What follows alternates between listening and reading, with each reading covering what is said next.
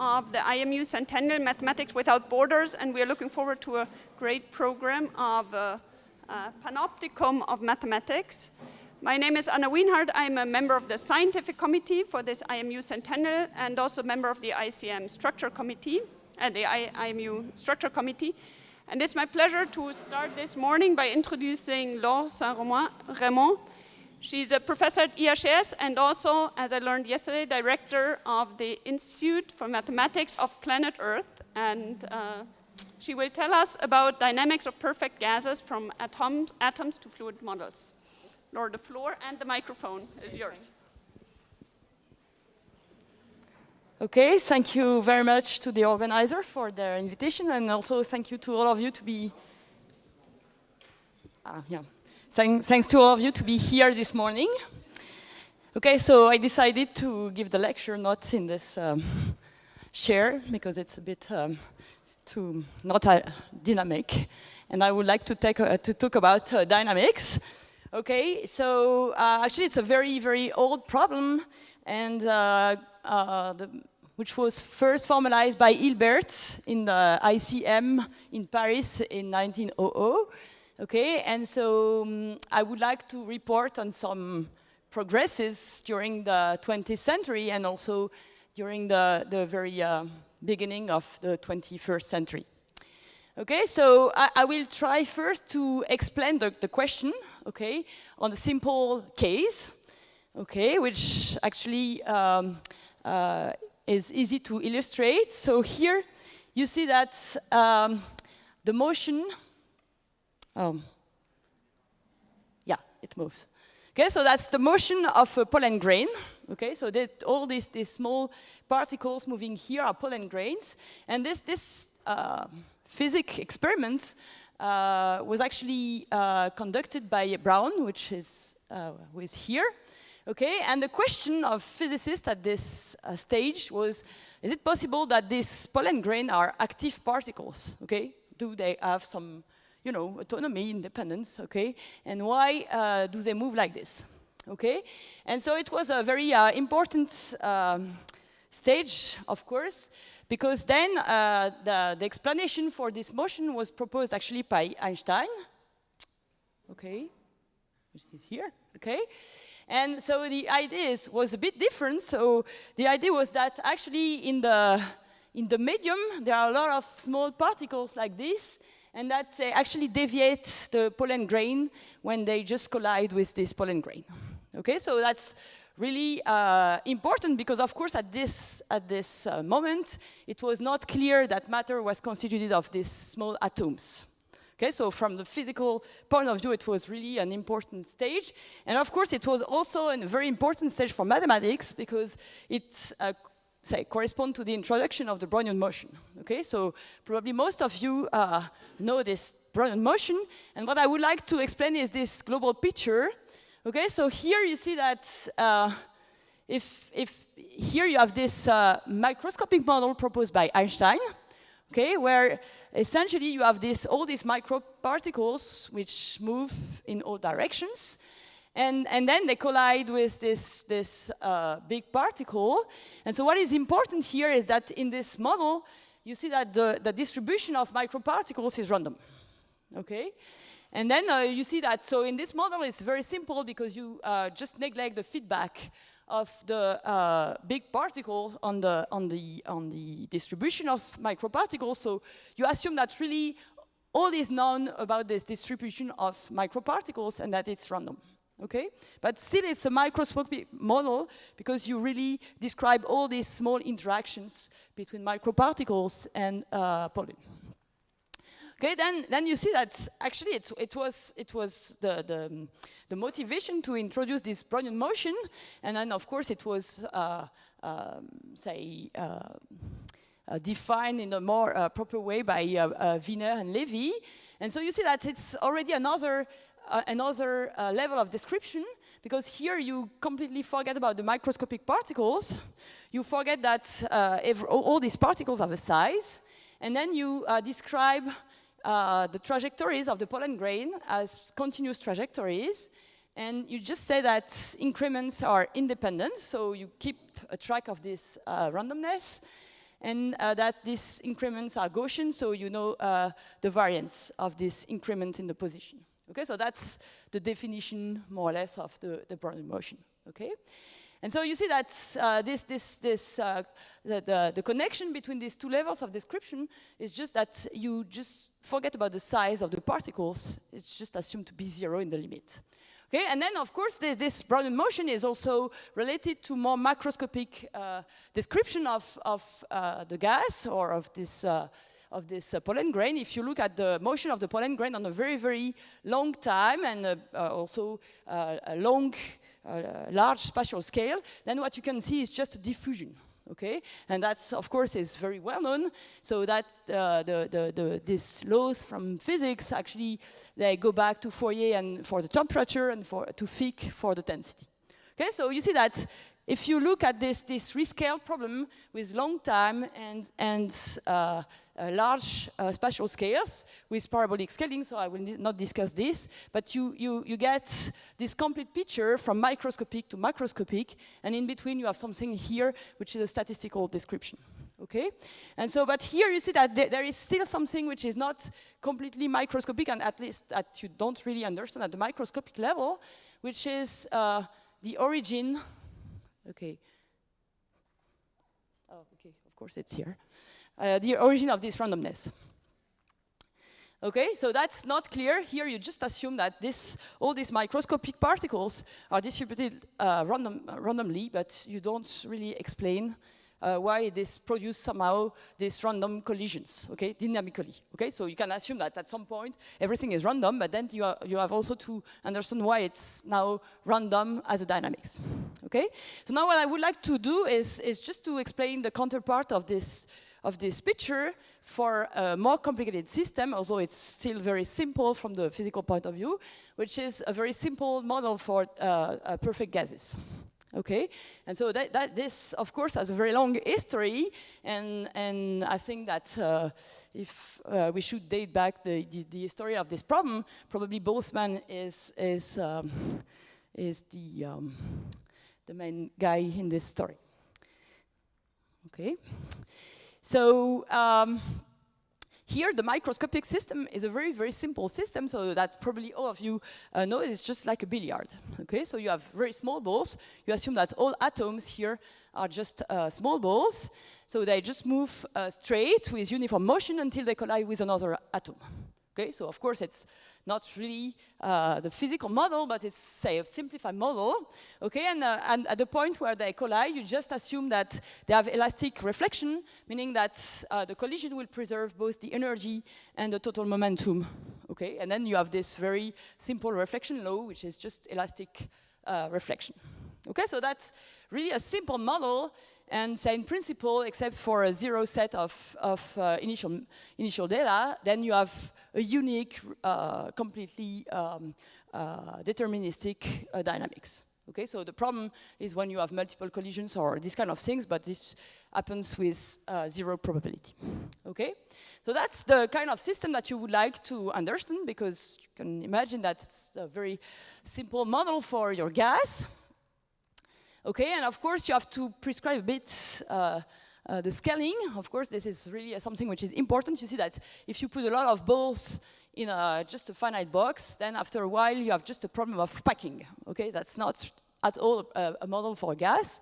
So what is typical of a gas, and especially of a perfect gas, is that the density of your particles is very low. Okay, and so essentially if you have a fixed domain, then the number of particles will be very, very large, but the size of the particles will be very, very small. And if you would like, say, the mean free pass of particles to be of the order of 1, then you have to take that the number of particles per unit of volume multiplied by the section, so epsilon to the d minus 1, has to be of the order of 1. Okay, so that's what is called the Boltzmann grad scaling or low density scaling, and that's what I would be interested in. Okay, so you see my system is very simple.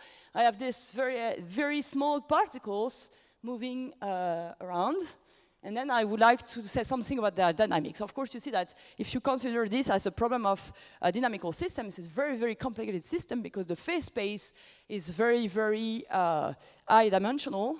okay, because you have 6 dimensions, say, per particle, and a lot of particles.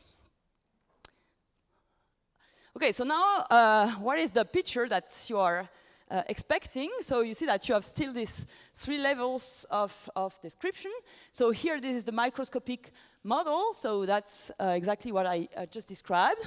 Okay, and I will come back on this randomness just a bit later. Then at the statistical level, what you have is this Boltzmann equation.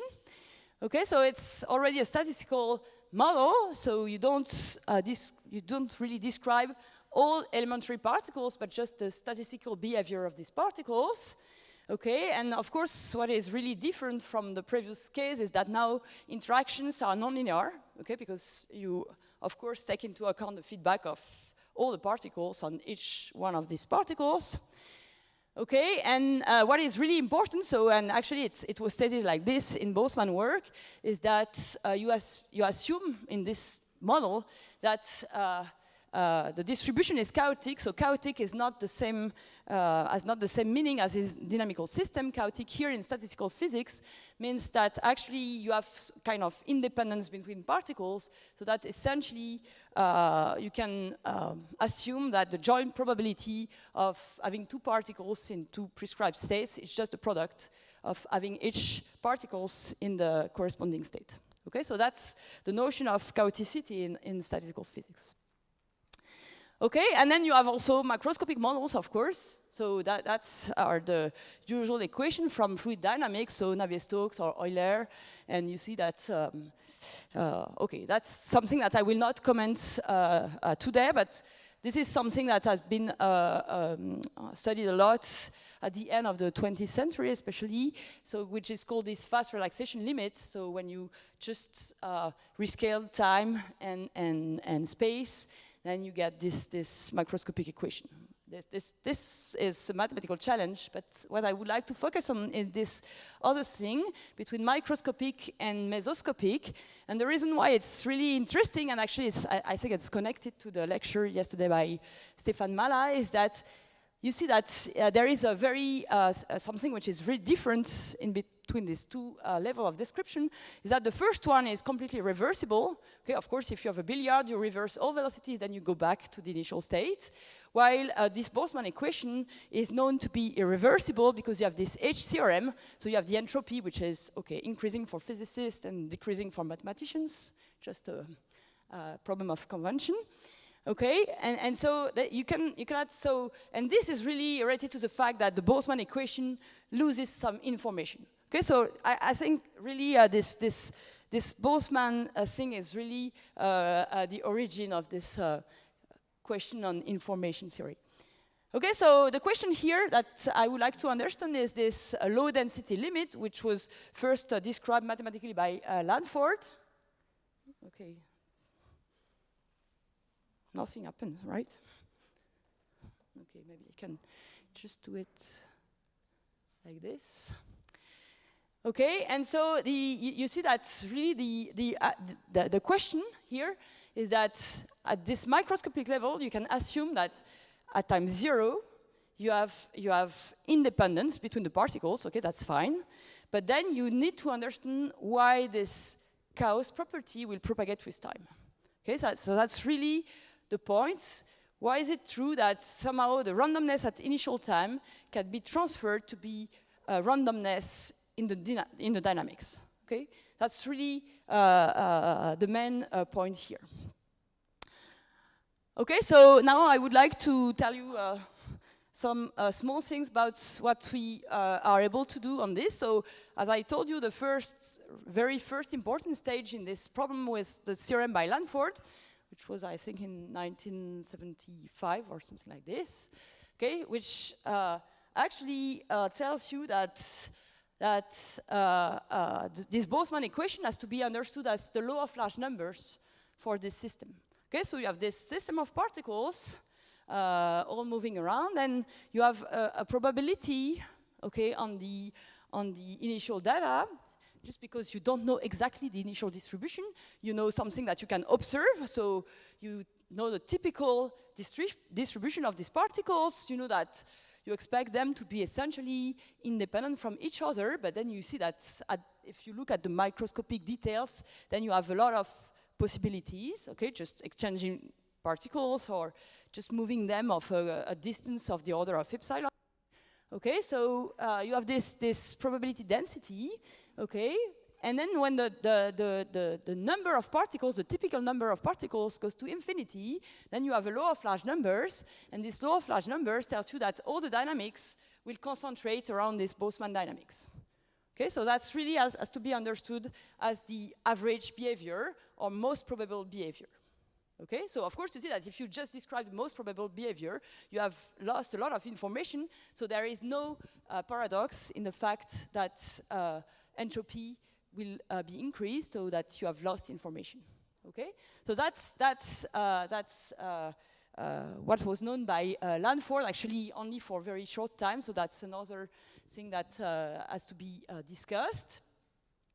Okay, so you see that this tells you that actually this chaos property of the distribution is preserved for all these kinetic times, but actually you still have a little bit of correlations, and this will actually induce some fluctuations around this typical behavior.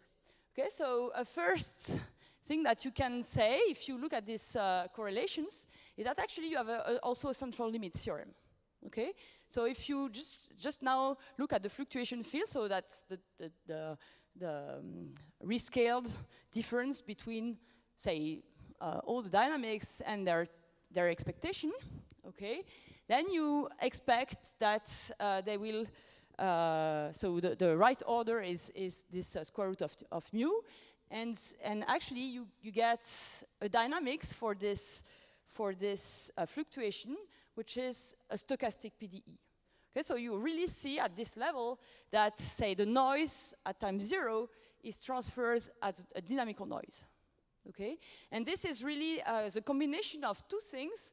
So, of course, the noise and the fact that the trajectories are really, really sensitive to very small details of the initial data. Okay, so that's, of course, also related to probably chaoticity of the dynamical system, even though we are not able to express this in this way. Okay, so but that's really important that you have a kind of stochasticity which comes from nowhere. Okay, and then you have really the whole statistical picture, because you are able, of course, to characterize this small fluctuation around the most probable dynamics, but you can also characterize the probability of any other trajectory. Okay, and that's really important because at this level you will retrieve reversibility. Okay, so this tells you that with probability which is almost 1, you have this Boltzmann dynamics. But then if you just look at another dynamics, then this is something that you can observe with a probability which is exponentially small and that you can characterize by a large deviation functional. Okay, so from the mathematical point of view, it's just a nightmare because these functionals are really, really awful. They are not convex. They are in a very large dimension. But still, you have something which looks like an Hamilton-Jacobi equation. Okay, so I think there are a lot of mathematics to be done here because we can do all this in very small time for essentially when everything is analytic. But say if we would like to understand the thing for larger time, then there is a lot of PDEs and I don't know, functional analysis to be done. Okay, but anyway, at this stage, you see that we are very happy because we retrieve the reversibility. Okay, so the paradox which was raised by Loschmidt, which says that, okay, the Boltzmann equation cannot be a good description of the system because it's irreversible, then you don't have this problem because you say that, okay, you can, say, essentially join any 2 points, but the probability of seeing something like this is exponentially small. Okay, and then there is this second, say, problem, which is the problem of time. So you see that all that what I said about this complete statistical picture is true only for a very short time, unfortunately, just because the mathematical setting is not very good. But there is one case where we can say much more, and actually where we have the complete picture that I showed you with all the 3 levels of description, which is the case where you are close to equilibrium. So when you are close to equilibrium, what you can actually prove, so of course then the law of large number is not really interesting, it's just equilibrium, okay, and then there is nothing to say. So that's the solution of the Boltzmann equation, but it's just a stationary solution. Okay, but then of course you still have fluctuation, which are described by this fluctuation field, and then you get that this fluctuation field converges to a Gaussian process. So in general, this is not a Gaussian process, but here this is a Gaussian process close to equilibrium, and then you have this what physicists expect, that you have exact compensation between the fluctuations and the dissipation. Okay, so the dissipation of the linearized Boltzmann equation is exactly compensated by these fluctuations. Okay, and then so as we can prove this for a very, very long time, we can even reach these diffusive times where we expect to see the hydrodynamic. And then we can establish that actually the Fourier law and, say, the Stokes equation for fluids, they can be derived directly from the particles, okay, and even with the fluctuation. So we can actually derive this incompressible, fluctuating incompressible hydrodynamics from the particles. Okay, so you see that somehow we have now rather clear statistical picture in this case, where we are close to equilibrium, but still much has to be done in the general case. Although we more or less know the mathematical object, we know the equation, we know the Hamilton-Jacobi equation, but okay, we don't understand them as mathematical objects.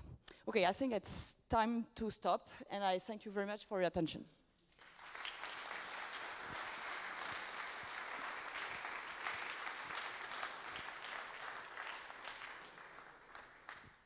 Thank you very much for this, very interesting talk. We have time for a short question. Is there a question from the audience? Yeah.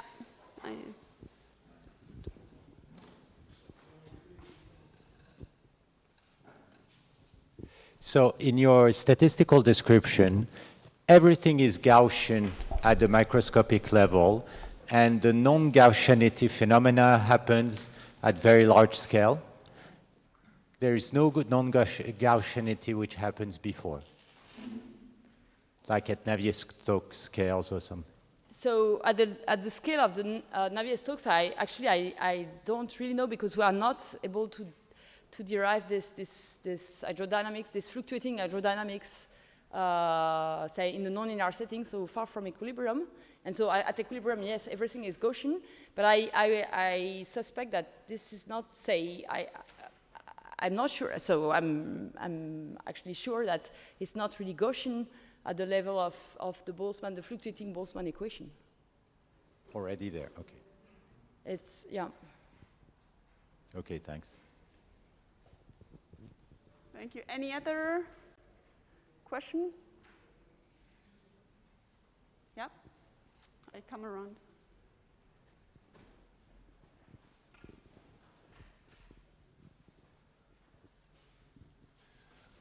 Is a sound wave one of the fluctuations that the model describes? So, can you say it again? Are sound waves the kind of fluctuations that we should think about? I'm not sure to be able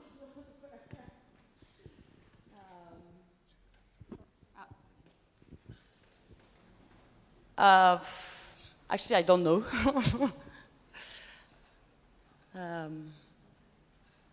Yep.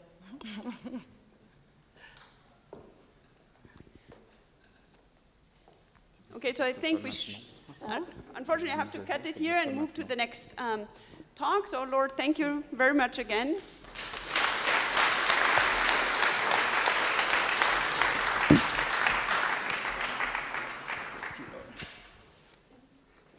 And why we are setting up...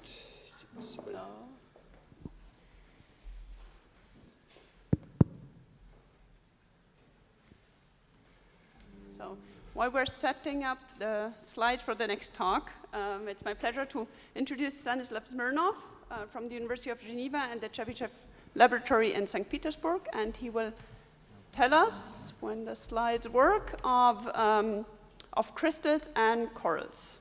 Okay, thank you very much. Well, it's a great pleasure to be here, and it's doubly great to be in person. We are all looking for in-person conference. As I said yesterday, we really hope that the next year it will all bounce back. Is it? So yeah, PowerPoint, yeah. So I was a bit hesitating what to speak about, because 20 minutes, it's on one hand a very good format. You don't get bored, or if you get distracted by a mobile phone for a second, then well, in a long talk you can lose the line. But then the question is, of course, whether to do some exposition or, well, such conference calls for exposition. I was thinking of doing two-dimensional models, but things are going so fast, and Hugo Dominio is proving theorems faster than I can read his paper, so I decided instead to speak about something else, and rather about one particular thing. So it's like this essay you write in school, what I did during the summer, so what I tried to do during confinement. It's partially based on joint work with a master student, Ilya Losev, and there are, well, I spent half of my life as scientific life as mathematical physicist, so we, like in the previous talk, we see something in the world, and then we try to make a model, and then we try to describe this. And I start with a few processes. So, well, you have all seen pictures of corals, this sort of branching fractal structure, and this is something, well, corals grow very slowly over the course of tens of years, and that's a big ecological problem when they're destroyed. So, but there is something you can do very fast in the RAP, that's electrodeposition. So it's a copper sulfate crystal, which would have a sort of normal, like we think about crystals sometimes as some polytope form. But if you introduce electricity, then the molecules are more likely to end up at the tips. And then you get this beautiful fractal structure. To the left is a film, so it's made after over several hours or days. Now, there are other things. So, for example, here there are two different models. So one, it's what mathematicians do when they're totally bored. So we tried in the aforementioned Chebyshev lab to do this viscous liquid flow. So this you can actually do at home. You take two glass plates and you have there water with some, I don't know, silicone solution, so oil, something which is more viscous. And you cover it so that it's visible. And then you pump it, and then what happens, it's very easy to write surface tension, Darcy law, all that. And then you see that there is an ill-defined mathematical system which only has a nice solution. If you start with the circle, it will be perfect circle. But of course, in real life, even if you start with perfect circle, there are infinitesimal perturbation, and then it goes haywire. So mathematically, usually in time epsilon, solution breaks. You get these fractal structures, which is very similar. And this is actually a problem which has sort of practical meaning. You know, when they pump oil from underground, usually they inject another liquid, so they drill two holes, inject one liquid at a hole, pump oil at another. But since they have different physical property, different viscosity, it turns out that you don't eject all the oil because there is this fractal boundary between them, so it's actually a practical problem.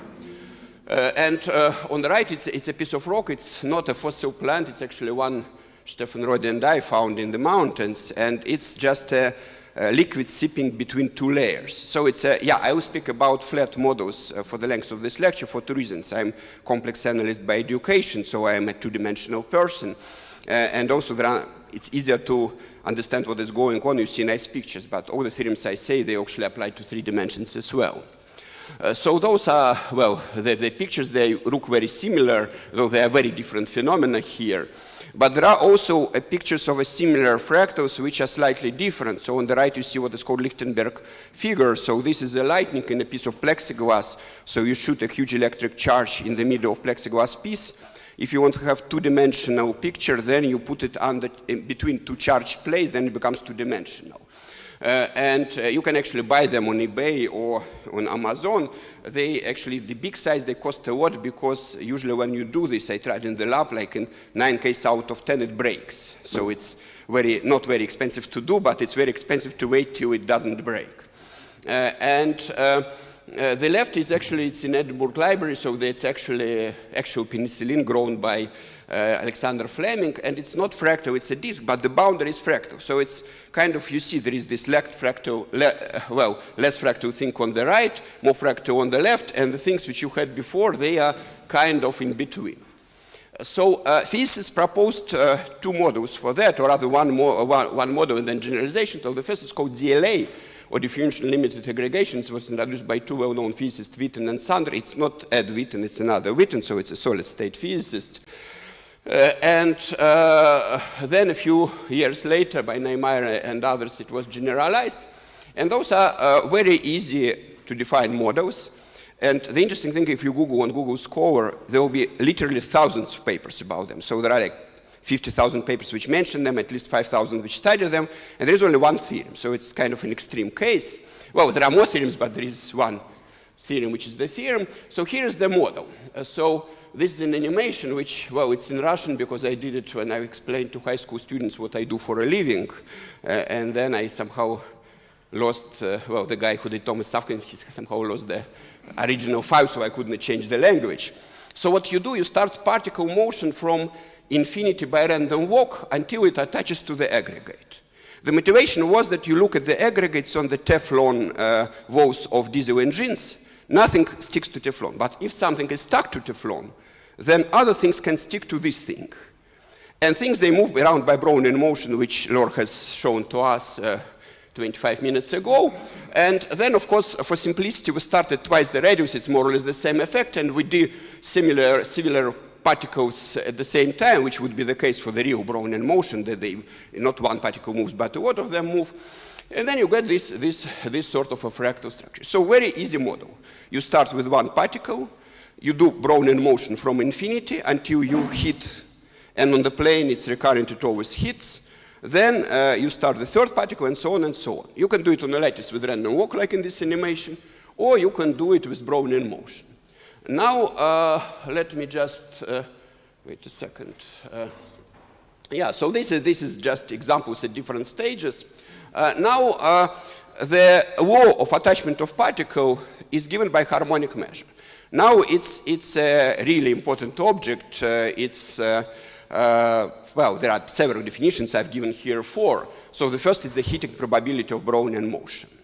Now, the second one, it's Brownian motion is conformally invariant in the plane. Not in 3D, but in the plane it's conformally invariant. So what I can do, you can map your aggregate above to the disk below. So you map outside of the aggregate to the outside of the disk.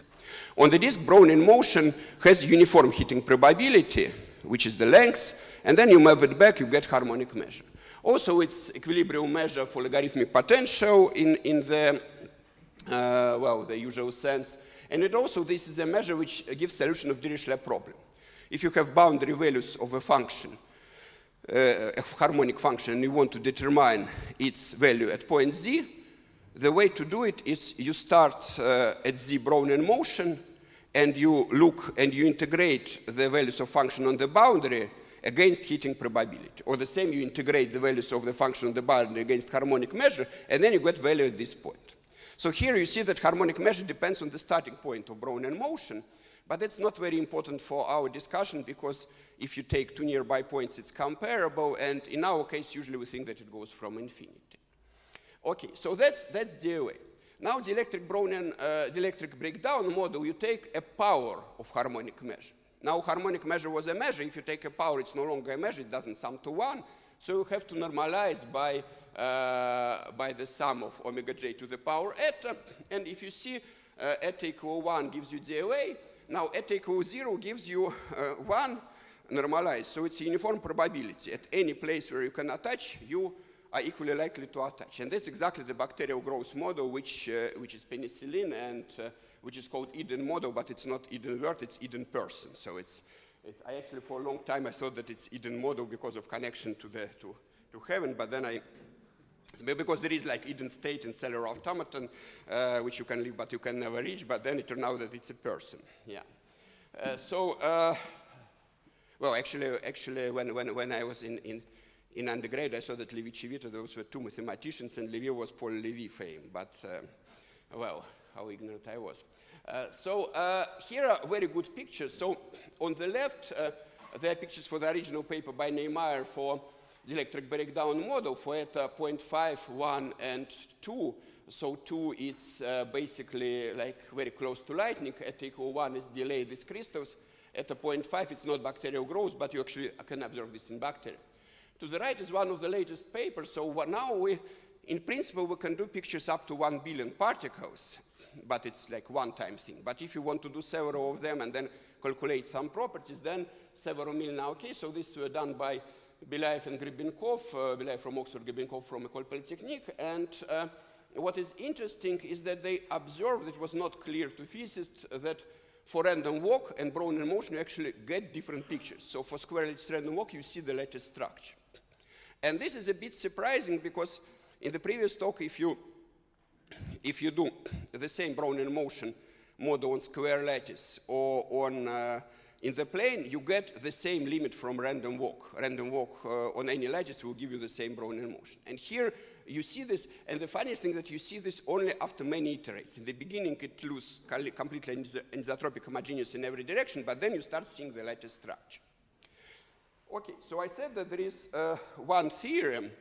So what is the one theorem? So the one theorem, before I do the one theorem, I need one lemma. I need to say a few words about the harmonic measure. So I said the harmonic measure can be given by a conformal map, and this provides some intuition how it behaves if you do a polygon. So if you have a polygon with the angle pi over alpha, then the angle pi over alpha is mapped to 180 degrees by z to the power alpha. So on the right, harmonic measure is linear, which means that on the left, it's r to the power alpha. Now, the angle can be between 0 and 2 pi, which means that alpha can be between infinity and 1/2. So which means that if you have polygon, then harmonic measure of a small ball radius r is r to the power alpha, where alpha is between 1/2 and infinity. And there is a thing which is called Berling estimate. So it was proved by Karleman, and then reproved by Alfors, then reproved by Berling, and then reproved by Carlson. Since Berling was his advisor, he named it Berling estimate, but also Berling was the first to actually use it for something. And there are very interesting different proofs that it's true not only for polygons, that for any domain, harmonic measure of a ball of radius r is at most square root of r. So in our case, if we have aggregate of radius r and we have one particle, its harmonic measure is at most 1 over square root of r, up to some constant. That's the highest concentration. And this is sort of a picture by Don Marshall where you see harmonic measure of some fractal shape on the outside in blue, inside in red. And you see that outside there is a more exposed region which has these tips, and there are fjords where you almost don't see blue because it's very hard for Brownian motion to enter these fjords. And on inside it's the other way around, what is tips on the outside are fjords on the inside. Now there is one very non-trivial theorem about harmonic measure, which is possibly the only theorem I know which wasn't expected by physicists. And the theorem of Makarov, which says that harmonic measure lives on dimension 1. So 99% of harmonic measure are supported on sites where omega of BR is comparable to R up to constant 99, and so on and so on. And this is strange because the compact support can have even positive area, but it's still only flat spaces matter. So, well, we'll contradict that later, but this is an important theorem. Now, this is the questions which we can pose. We can pose whether this is a fractal. So we can either define the dimension saying that we count T particles in radius r. If T is comparable to r to the power rho, we call rho the dimension. Or we can do the rate of growth beta, which is reciprocal, so that the radius is T to the power beta. So rho dimension is clearly between 1 and 2 because we have connected set. So the growth rate is 1 over rho, so it's between 1 over 1 and 1 over 2, so it's between 1/2 and 1. And the question is it some fractional number? Is it really a fractal which is self-similar? And the only theorem we have is that for DLA, rho is at least 3/2. So on one side, it is a fractal. It's a famous theorem due to Curry-Heston. It has a very, very easy proof. Now, I think I started 5 minutes late, Philippe. Is that true or not? You start 25. On time? No. Well, okay. Well, then I'll finish on time. If I did start on... Did I start on time? On 25, I checked Yeah, okay, yeah, that's... Okay, then, well, the proof by Keston is quite ingenious. It just uses that when you increase the radius, you have to attach at a given point, and probability to attach this given point is at most 1 over square root of r by Berling. And if, so the expected expectation of increase of the size of the cluster is at most 1 over square root of r, and then when you integrate it, you can get that the radius grows no more than number of particles to the power 3/2. So it's just a simple thing. Now, of course, if you want to do mathematical proof, you have to exclude the possibility that there are several points where you can increase. Apparently, that's not true, so you have to do some tricks, and you actually count how many ways are there to reach radius r, so you count self-avoiding walks, another subject dear to my heart. But that's essentially the proof. Now, we tried to do the proof on the other side, and we completely screwed up. Instead, we did another proof of Keston's estimate. But maybe more interesting, and also it transfers to, we were able to transfer it to the electric breakdown. And what I'm going to show is the sort of main idea, and the main idea is that we don't do this extreme estimate. While we look at the average behavior of harmonic measure, we look at what is called multifractal spectrum, and it's f of alpha, which is Hausdorff dimension of the set where omega is like r to the power alpha. So if there is one more of this talk, if you look at a fractal object, you shouldn't look just at the dimension. There is actually a continuum of parameters which describe it much better. And the particular spectrum we look at is the sum of omega j to the power p, where omega j is the harmonic measure of all the particles. And if you change p, it's clearly concave. It's asymptotically given by the maximal concentration of omega, which is bounded by Berling, but we don't use that it's bounded by Berling. We just say that it's r to the power minus sigma, so Berling says that sigma is no more than at least 1/2. Since the maximum is given by maximal value, then we can write that the asymptotic to this graph is given by the slope sigma line. And Makarov also tells us that the tangent to this line has a slope 1, and this is the dimension, this is the difficult thing. Now, so what we were able to prove, we were able to give two proofs of DLA, one of them Keston's, but we were able to transfer both to DBM. And I will just give a sketch of this second proof, and we assume for simplicity that the radius grows like number of particles to the power beta. And we assume for simplicity that these sums are indeed comparable to r to the power minus some spectrum. Now, we don't check the radius of the aggregate. We check the capacity of the aggregate.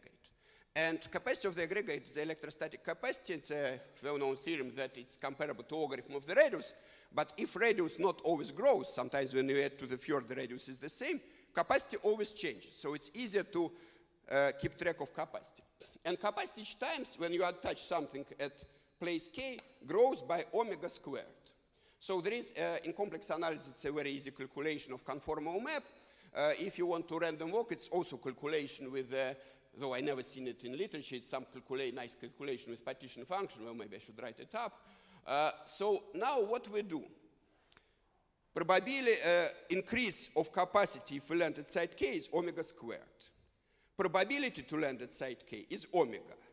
So the average increase is sum over all sides omega squared times omega. So it's sum of all sides of omega cube. So it's exactly this multifractal spectrum at 0.3, which is very unusual because normally the dimension on this spectrum is given not by z of 3, but it's given on where you intersect the vertical axis. So then it's basically, well, I have all the formulas, but what you do, you differentiate logarithm of something comparable to our capacity. Logarithm always differentiates to power minus 1 of t, which is power minus rho of r, which we know that it's rho r to the power minus tau of 3. So we know that rho is equal to tau of 3. Physicists actually observed this before. And we also just observed that sigma is at least tau of a over a, that at least tau of 3 over 3. And then we write this inequality, and then we get that rho is at least 1 plus rho over 3. So rho is at least 3/2. That's the Keston estimate. If you want to do DBM, it's more complicated. You need some version of Makarov. So this is, well, okay, that's what I did during confinement. We hope to do the other estimate, but it didn't work out that way. And the question whether it's a fractal, it's sort of interesting because we came up with 3 different physics arguments. And we are not sure whether it is fractal or not. So there is, for example, this is an unrigorous physics argument which says that there is a dichotomy. Either you have a disk like in the mode, or everything is dominated by spikes. But this physics argument is completely based on an assumption that our thing is a self-similar fractal, and that we don't know. So basically what we can show that if it's a self-similar fractal, then it's either a disk or a spiky figure, which actually seems to be the case, spiky figure for the lattice DLA and disk for the normal DLA on a plane. So yeah, maybe I'll finish here. So happy 101st birthday AMU, but I thought that this is too new a picture. I wanted to put it in a proper time perspective. So who knows what is this? Okay, so if you come to the ICM next year, well, we'll show you a copy. I'm working on getting the original. So you see this in Moscow, in Pushkin Museum. So you can really see it's in the main exhibit. It's the oldest mathematical manuscript in the world, or one of 2, 3 oldest. There are clay tablets which are approximately the same age. It's about 6 meters long, about 7 centimeters high, so they exhibit one thing. So mostly it's 1850 BC, but it's actually based on an earlier thing because some earlier pharaohs are mentioned, so it's like 4,000-year-old thing. It's very much like the problems you get on A level, so BAC or GRE or Russian EGA exam. So they exhibit this particular piece because most of the more problems are algebraic. This one is geometric. It's a find volume of a truncated pyramid.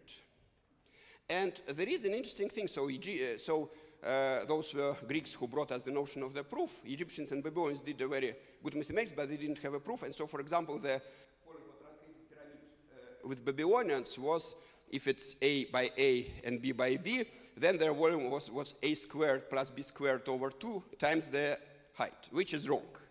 But of course, they didn't build pyramids as well as Egyptians. Egyptians built pyramids very well, so they get the correct formula there. So he explains how to calculate a volume of truncated pyramid, which probably was a very important problem at the time. So you are building pyramid and you are a bit short, so yeah.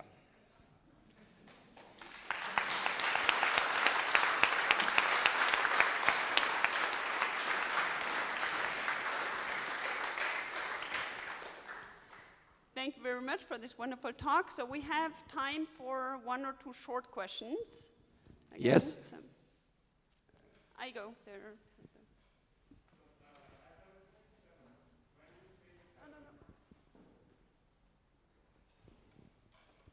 When you take the measure which is power, omega to the p, and then compute scaling dimensions, is there any relation to level quantum gravity where you also have measures which are like powers of a volume form and Hausdorff things? Well, I mean, first 2 things. In the discrete setting, this makes perfect sense. If you want to do semi-continuous setting, you'd have to do some smoothing, because you would do it not for harmonic measure, but for Green's function. So you fix a scale epsilon, and you average over it over the line, well, equipotential at epsilon. So there is some tricky thing there.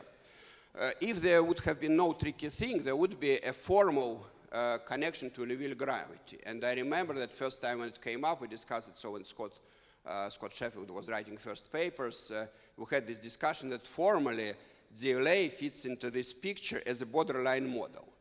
But you know, for it to be really a borderline model, you need to do something you're not allowed to do since ancient Egyptians. You need to swap limits. And that's not very, but formally it's kind of related. So there are a few physics problems which say that DLA is a conformal field theory object. It's not. But there are a few physics models which claim the dimension is 7 quarters, that it's central charge 0 object. It is not, but you know, it's kind of, yeah. That's how it goes with theoretical physics. There is some arguments to that effect, but they're not correct, but I cannot prove them. I can disprove, but I sort of see that they are not correct. So it might be related, but not rigorously. Well, thank you very much. I think we have to defer further questions to the coffee break, which we will have after the next talk. And now for the next talk, we have our speaker join. Yeah, well, thank you. Thank you.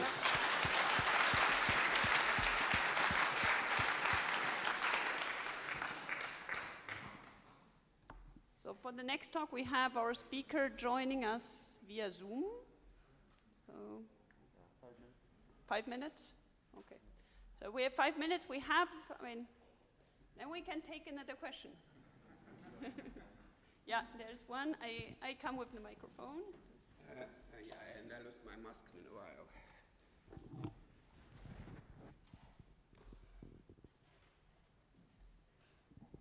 Yes, thank you. When you said that the DLA simulated via random walk and Brownian motion are actually different objects, well, seen via simulations, I didn't understand. I want to know more detail about simulate via random walk and the Brownian motion, because it is kind of like the same things, right? Well, when you simulate, it's not the same thing. It's actually more difficult to simulate Brownian motion. So when you simulate random walk, you just walk on a lattice until you hit. That would take too long. So you start with a circle which is radius twice the radius of the object. Actually, when the object is not symmetric, that's not a good idea. You need a bigger circle. So they use this trick. Well, there are several tricks which use. The current trick they use is the following. So you have your set, you have your point. Then you draw a line tangent to your set and orthogonal to the direction to the point. And then you walk this point until it hits this line.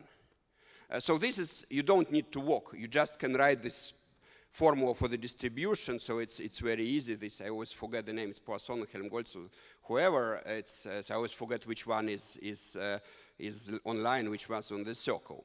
And then you jump to this line. Normally you would be closer to your object, and you repeat this until you are fairly close, and then you do the random walk. Now, if by accident you end up on the line too far away, then you restart process again from big circle.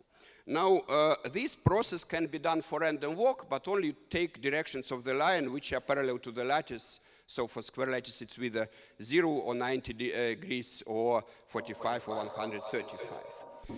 For Brownian motion, it's the same. But you can do any line. Yes, and it turns out that you get different pictures. Now, so Ilya Vasilyev, he actually had the idea what is different between the two random walk and Brownian motion, but so far this hasn't worked. So there are some subtle differences. So one subtle difference, for example, is that the things like harmonic measure from point Z. So the harmonic measure from point Z, if you change Z, is a harmonic function. It's continuous harmonic function in the plane. If you're on a lattice, it's discrete harmonic. And those two notions are different. If I take continuous harmonic function and restrict it to the lattice, to the first two orders, it will be discrete harmonic, but then there will be a difference. And sometimes this difference always goes in one way, in superharmonic way for some functions, and then might accumulate when you walk. And I think we are working on that, so we have an idea how to show. So we have the correct object. Yeah, that's actually interesting. We sort of have the proof that it should be like that, but the proof uses this gambler's rule in St. Petersburg paradox thing.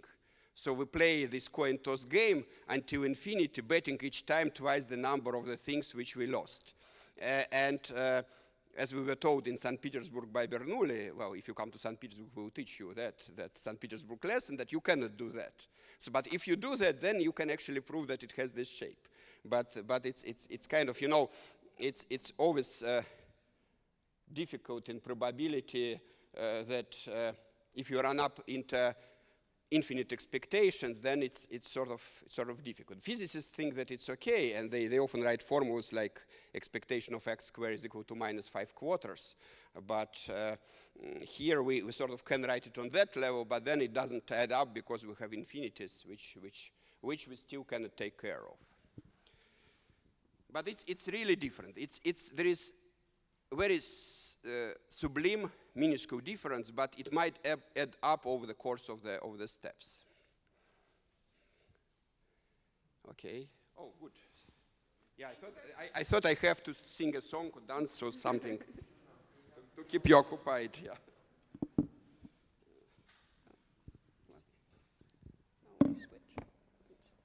So, are we set up?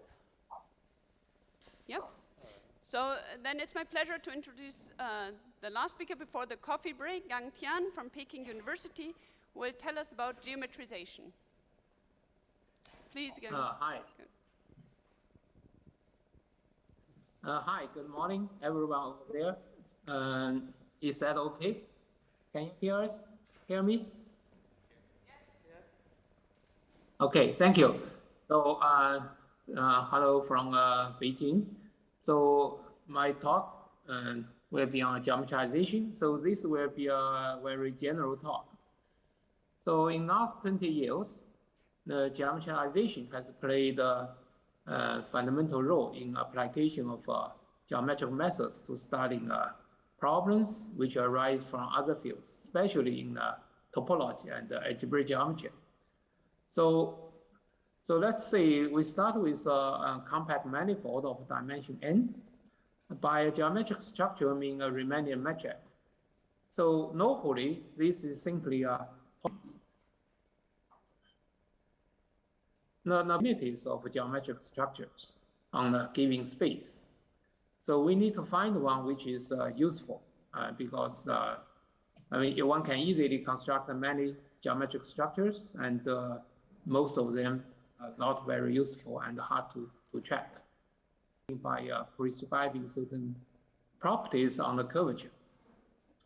So as we know, the curvature is a metric, is invariant and diffeomorphism groups, and it measures how the space is curved. Let me start with a simple, rather simple example. So namely, start with surfaces, because most of the people, I guess, it's many things I state here are well known. So in a case of surfaces, the curvature is given by a function, usually referred as Gauss curvature. The most natural condition on these things is to make this constant, right? That's the simplest condition, and maybe the most homogeneous condition on the function. So the problem is how. So what we can do is we start with initial metric. You pick up any metric which is rather arbitrary. We may try to find a function such that we get a new metric, which is a form of, as I wrote here. So this is called conformal change. So we want to be a new metric to have a constant Gauss curvature. So in a sense, this is just a geometrization in the dimension 2.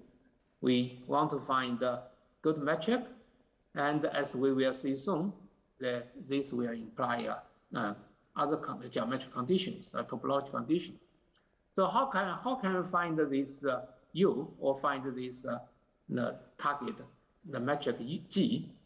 So the one approach, or maybe more classical approach, is given by complex analysis.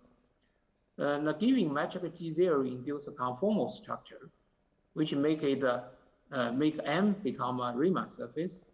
Then by Riemann mapping theorem, we know the universal covering of M is either S2, the round sphere, or complex plane, or a hyperbolic plane.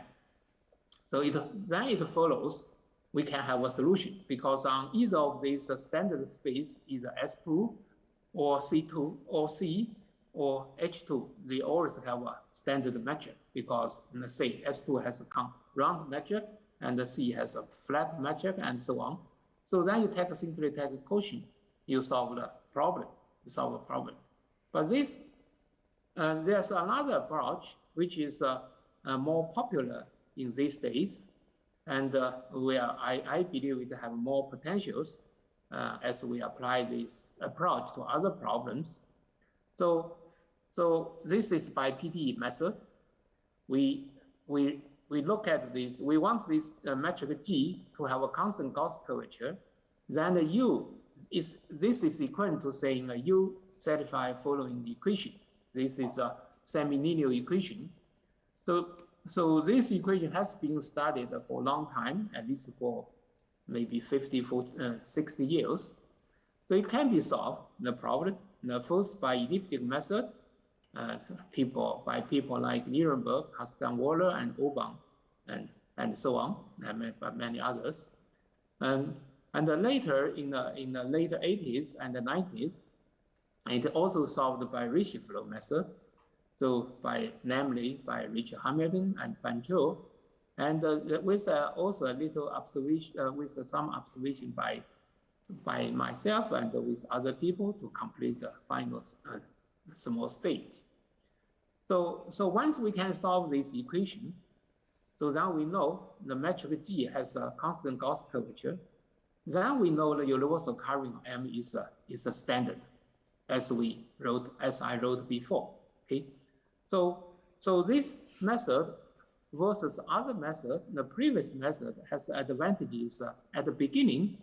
Initially, we don't need to know anything about this underlying space. So we just apply analysis to starting this problem, and we solve the equation. Once we get the solution, we know what the geometry or topology of space. Okay, so it's different from the previous case. Which previous case we know the space first, then we get metric. Okay, so the second approach is preferred to achieving a geometrization. So this is a method we use more now. So what about high dimensions?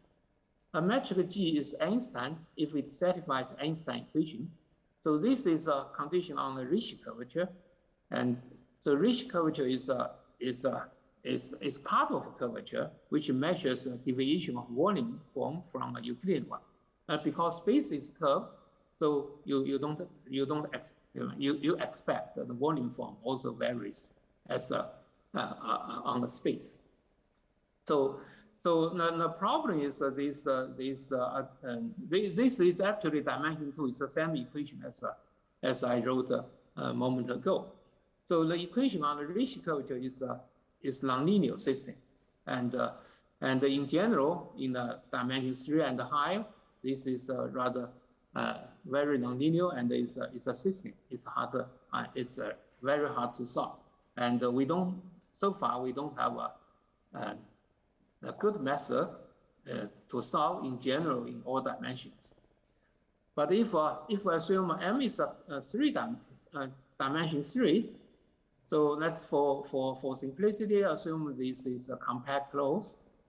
So then if M admits Einstein metric, we also know its universal covering is either round sphere or 3 space, Euclidean space, or hyperbolic 3 space. So this is the very same as in the 2-dimensional case. But the equation is hard to solve. So however, in general, not every 3 manifold admits Einstein metric. So the Southern geometrization conjecture states any 3 manifold can be decomposed in the natural way into these Einstein ones, plus some graph manifolds. So as we know, the Poincaré conjecture is a special case of this geometrization conjecture. So we also know the Perelman solved the Southern conjecture by using the Ricci flow introduced by Hamilton. So this this is a flow I wrote here. So if this flow has a global solution, then possible after appropriate scaling, which converges to smooth metric as t goes to infinity, then the G infinity has to be Einstein. So the universal covering is the standard. However, as we already said, not every 3 manifold has an Einstein metric. So that implies Ricci flow develops singularities. So the key things the Perelman did is to establish a topological classification of finite time singularities. Okay. So one can state more like in the dimension 2 case. So this is, let's say it's a geometrization of 3 manifolds. So this is can be regarded as a refinement of Thorsten's conjecture, because Thorsten's conjecture is just concerns topological things, geometrization. So here we can just say, like we did for 2 dimensions, we start with 3 manifold, we start the initial metric, we continue the flow. Okay, so the only thing different is we still expect the flow has a solution, but this time with possible with surgery, with something finite time singularities, but they supposedly canonical.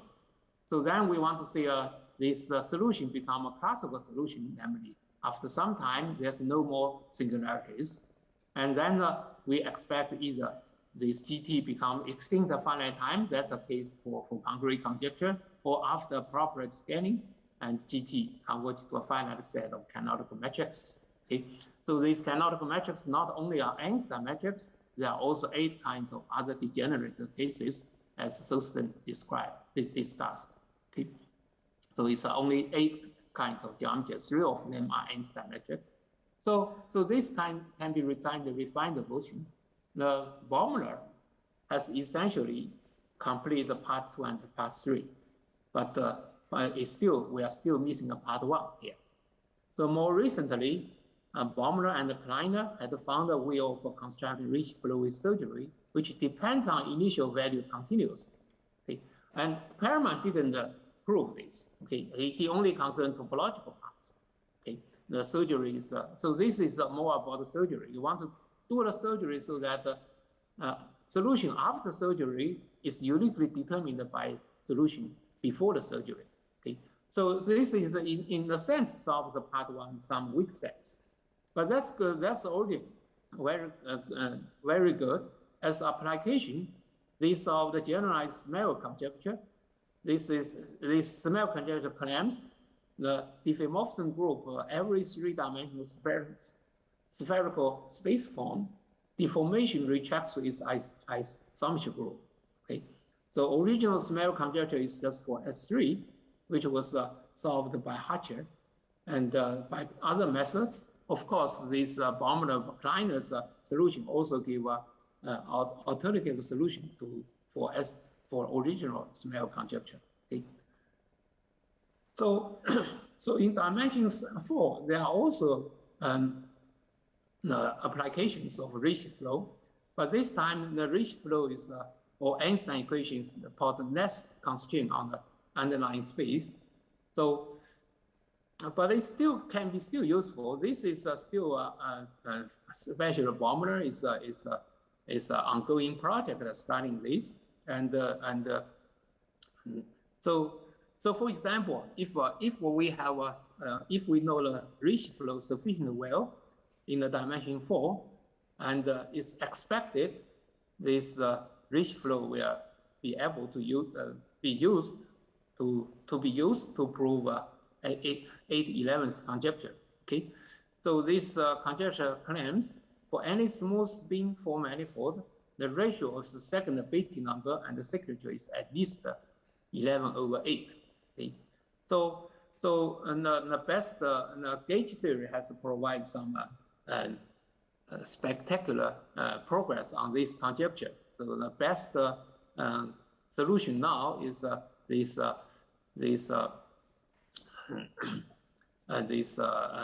like 10/8 plus some numbers. Okay, so it's just a slide short of the short form. But the rich flow, if we know the rich flow well, have a sufficient understanding how rich flow evolves, mainly about finite time singularities, so then we can get a natural way to provide a solution to this 8/11 conjecture. And I would like to mention just a few months ago, and maybe it's maybe almost a year now. So it's Baumler developed a regularity theory on rich flow in high dimensions, and especially he obtained a number of surprising results on rich flow in especially dimension 4. So this is a more than 300 pages paper, and I think this is I mean fantastic progress. So certainly it's a groundbreaking work. Okay. So in dimension 4, there are also anti-self-dual. So in dimension 4, I would also mention another things. So namely, there are also anti-self-dual metrics, namely those with vanishing half wire tensor.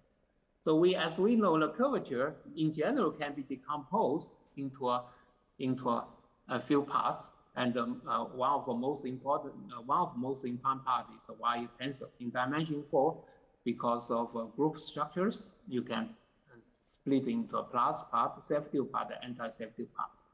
So there's a result in geometry which says that if M is a homotopy to force field, admits anti-self-dual metric, then it's diffeomorphic to a force field. So namely, exotic force field cannot admit anti-self-dual metric. So there are also many examples by anti-self-dual metrics, was by gluing method, like by TOPS, gluing method, and this twist method, so on. But it's still missing a method deforming a given metric towards anti-self-dual metric, possibly through Feynman surgeries. So it's like Ricci flow. So one of fundamental questions is whether or not we can find a flow or a deformation method to produce the anti-self-dual metric. So this is this deformation method, in some sense, is like is a in reverse direction of a gluing method. The gluing method in dimension 4, as we know in the differential topology, gluing or adding things will destroy the subtlety of differentiable structures. Okay. So another geometrization of two-dimensional geometrization things is for compact manifolds. Because of time, I will only do very briefly. So if we assume M is a complex manifold and the G is given locally by Hermitian positive metric, satisfies this condition here. So namely, this metric is so special, they locally given by derivative functions. Okay. There's a D bar here missing. Okay. D bar, D bar J, okay. Z bar J. The nice factor is that Ricci flow preserves this condition. Okay. And what is special about the kind of manifolds? So first, the key things is Ricci flow can be reduced to flow on scalar functions. Okay. So this is very much like in proving a Calabi-Yau theorem, so solving Einstein equations. And in general, as I said, it's very difficult. But for Keller case and for Yau's solution of Calabi conjecture, it's because it's just to solve a scalar equation. So here I list one theorem just as an example to see how this reduction allows us to prove a theorem which is not possible in the general case. Okay? So there's a program called analytic minimal model program, because I call it analytic minimal model program because there is a minimal model program in the algebraic geometry. Okay? In some sense, the goal of these two programs are the same, only by different approach. So this program is to classify compact Keller manifolds by rational through Ricci flow. So this basically is two steps. One is constructing a solution with surgery for Ricci flow, like what we did for 3 manifolds. Okay, and we got to have a surgeries. Okay, got to have finite time singularities. And the second part is to prove a solution above either become extinct in finite time or after normalization converge to the twisted Keller metric, Keller-Einstein metric. And this second part is essentially done in science. Okay. So many progress have been made. The main obstacle is to understand phi-time singularities. So there are many evidence show that these singularities correspond to flips in algebraic geometry. So as I said, this method is this approach or this program is very much like is similar to a minimal model program. The only things we try to do it by analytical way. if we can do it, this new analytic we will be able to apply to more general cases, not only to a Kähler manifold, not only to algebraic manifolds. Okay. So finally, I mentioned there are other geometrical problems which are less understood than a previous case, but they are extremely interesting and has applications. For example, first one is provided by a new curvature flow, which is not Ricci flow, but is a variant of Ricci flow. Okay? And the Hermitian is called a Hermitian curvature flow, and is preserve many natural geometric conditions. And the success of studying this flow will enable us, for example, among other things, many things, to classify class 7 surface. This is still a remaining problem in the theory of complex surfaces. So finally, I mentioned there's also sympathetic flow, which we hope this flow will be useful in studying sympathetic manifolds. Thanks.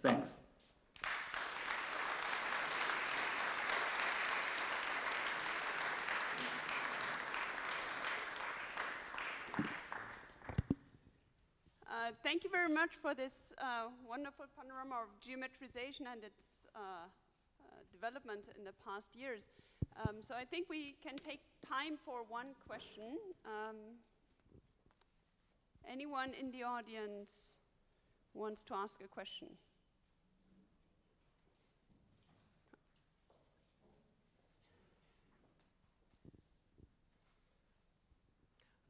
I'm very intrigued that you can manage to somehow have Ricci flow, differential equations, basically controlling algebraic geometric information. So can you say a little bit more about how you do that? So yes, and thank you for this nice question. So basically we solved the, let me go beyond, maybe Ricci flow. So we solved the Ricci flow, and we know, for example, look at this theorem here, which I probably went a little bit faster. So it tells you continue the flow. First, at first time, you met finite time singularity is where the first Chern class is positive, right? Because to keep this positive, to make it not positive, the only obstruction is the first Chern class is positive. So that's where you encounter this night in the algebraic geometry. It's where you need to do a flip to kill the positivity in the first Chern class, and then you can continue the flow after surgery. So this is what I said: finite time surgery things. And finite time surgery, if we want to do a surgery so that we kill the positivity, then we can continue the flow.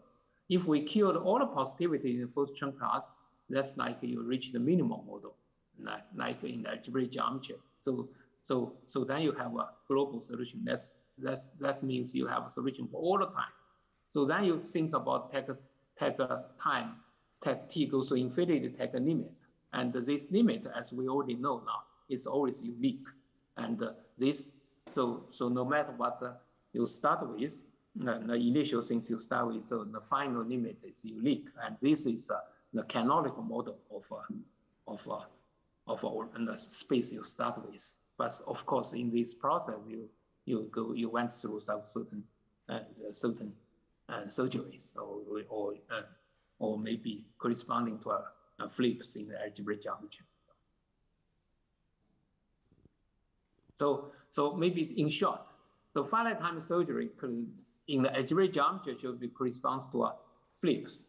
Then the final limit give you a canonical model. The metric eventually on a canonical model, and this limit is unique. That's all we already proved. But for finite time surgery, we haven't been able to classify analytically. But if we assume the algebraic geometric results from algebraic geometry, then we know that everything works. Well, thank you very much. So I think we should move to the coffee break. So thank you very much, Gangtian. Oh, thanks for Anna. Nice to see you. So we now have a coffee break and we resume at 11:45.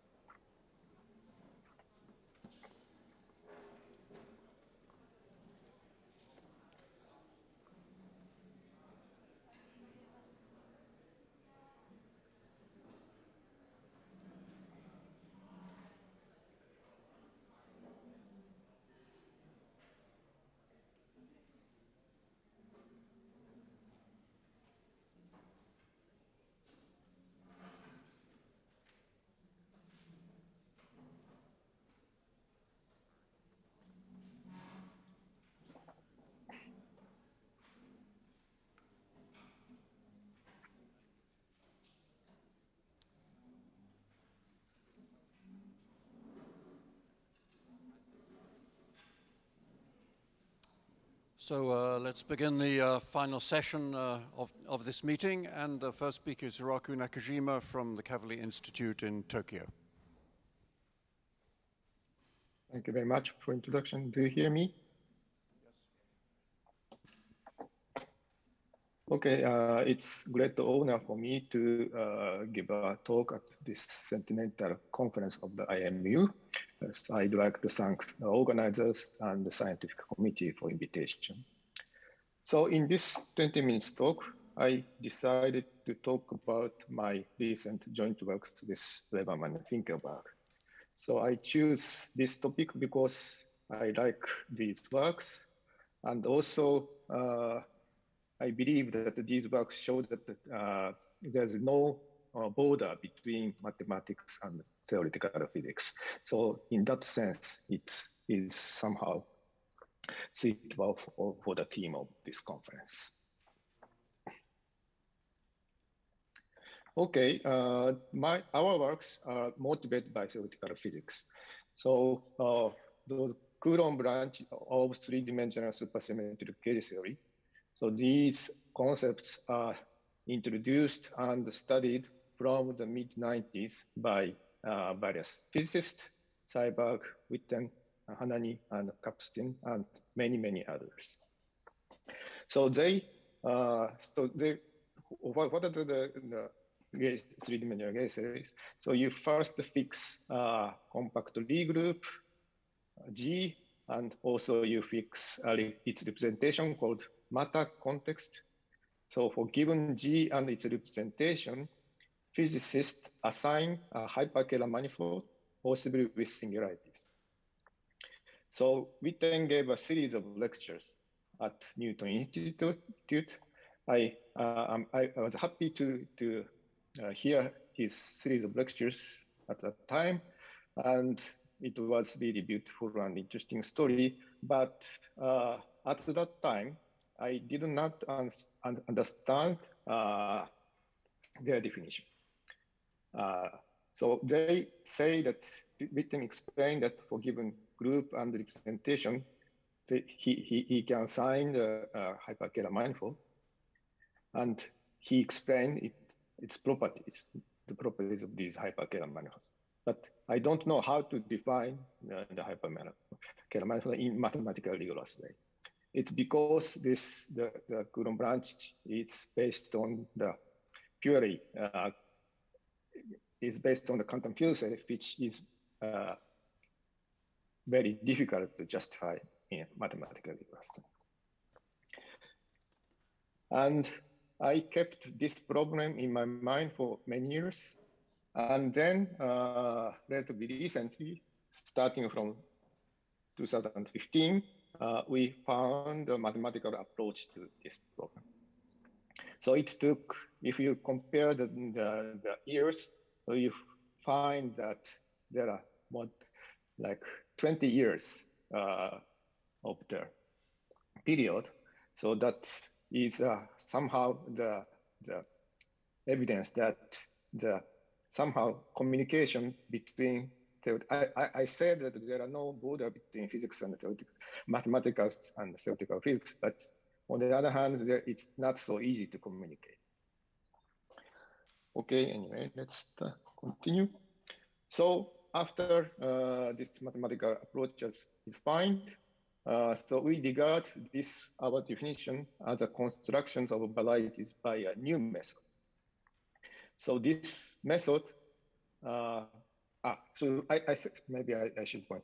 So I mentioned that the Coulomb branch is a hyperkähler manifold, but in fact, I treat, except at the very end of my slide, I treat them as an algebraic variety. So our method, our construction is regarded as a construction variety by a new method. And this method is very different from the traditional methods of constructing varieties. So in that sense, I believe that our construction is interesting. And our method is based on a technique from the geometric representation theory. And also, we use an idea from topological quantum field theory, which is usually abbreviated as TQFT.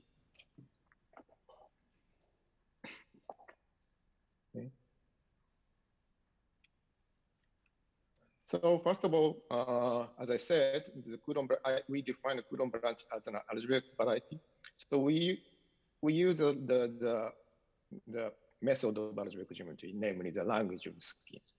So since this is a talk for general audience, I briefly recall this useful concept. Of course, this is invented by Grothendieck, and this was very successful technique, successful framework in algebraic geometry. So the method of schemes basically is interplay between the geometric object and algebraic object. So you consider the vector space, affine space Cn. So this is a geometric object. Then you consider the corresponding algebraic object as polynomial ring of n variables. So starting from Cn, you can produce the polynomial ring as ring of functions on X. And conversely, if you have a polynomial ring, then you can recover the Cn as a set of maximal ideas. In fact, you can also put many more structures on X, and there is topology and so on from the polynomial. So this is a basic example, but you can more generally consider the affine scheme X. So this is a geometric object, and you can assign a commutative ring as a polynomial ring, ring of functions on X. And then conversely, for given common commutative ring, you can recover an affine scheme as a set of maximalities. So this is a basic building block, and you can construct more general scheme by gluing the affine scheme X. So in a sense, affine scheme is most basic building block in algebraic geometry. And as I said, you can identify affine scheme with a commutative. So before going to explain the construction of the Coulomb branch, I explain one good application of this idea, so which is useful to construct new varieties. So this is a method of quotient. So if you have a affine scheme X, and if you have a group acting on X, then you can consider the quotient space. And it is known that if you consider just naive quotient X mod G, then it's not good. It doesn't have a good property. So in algebraic geometry, instead of the naive quotient, you consider first the ring of function Cx on X, and then take ring of invariance. So then, as I said, this is a commutative ring, and you can recover, you can assign affine scheme from this ring of invariance. So this is called categorical quotient. And as an analog of the naive quotient, this is a set of closed orbits. So naive quotient is closed to the set of arbitrary orbits, but if you consider this quotient, this construction, you recover the set of closed orbits. And if you consider the more general construction corresponding gluing of affine scheme, then you are led to a theory of geometric invariance. So this method is very powerful to construct new interesting varieties. Okay.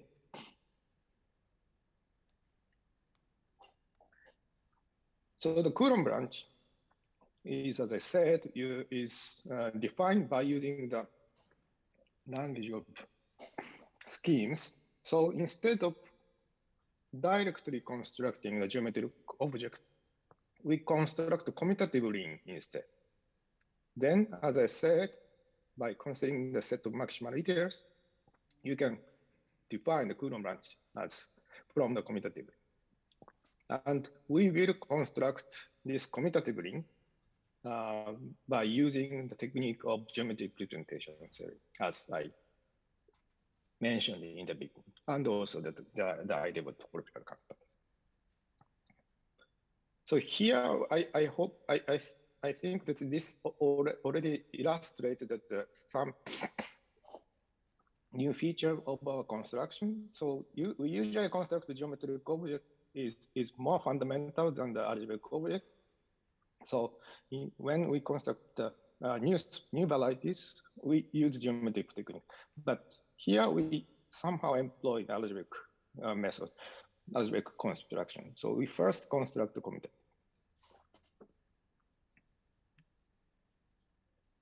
Okay, then so I give a prototype of the construction of a commutative ring.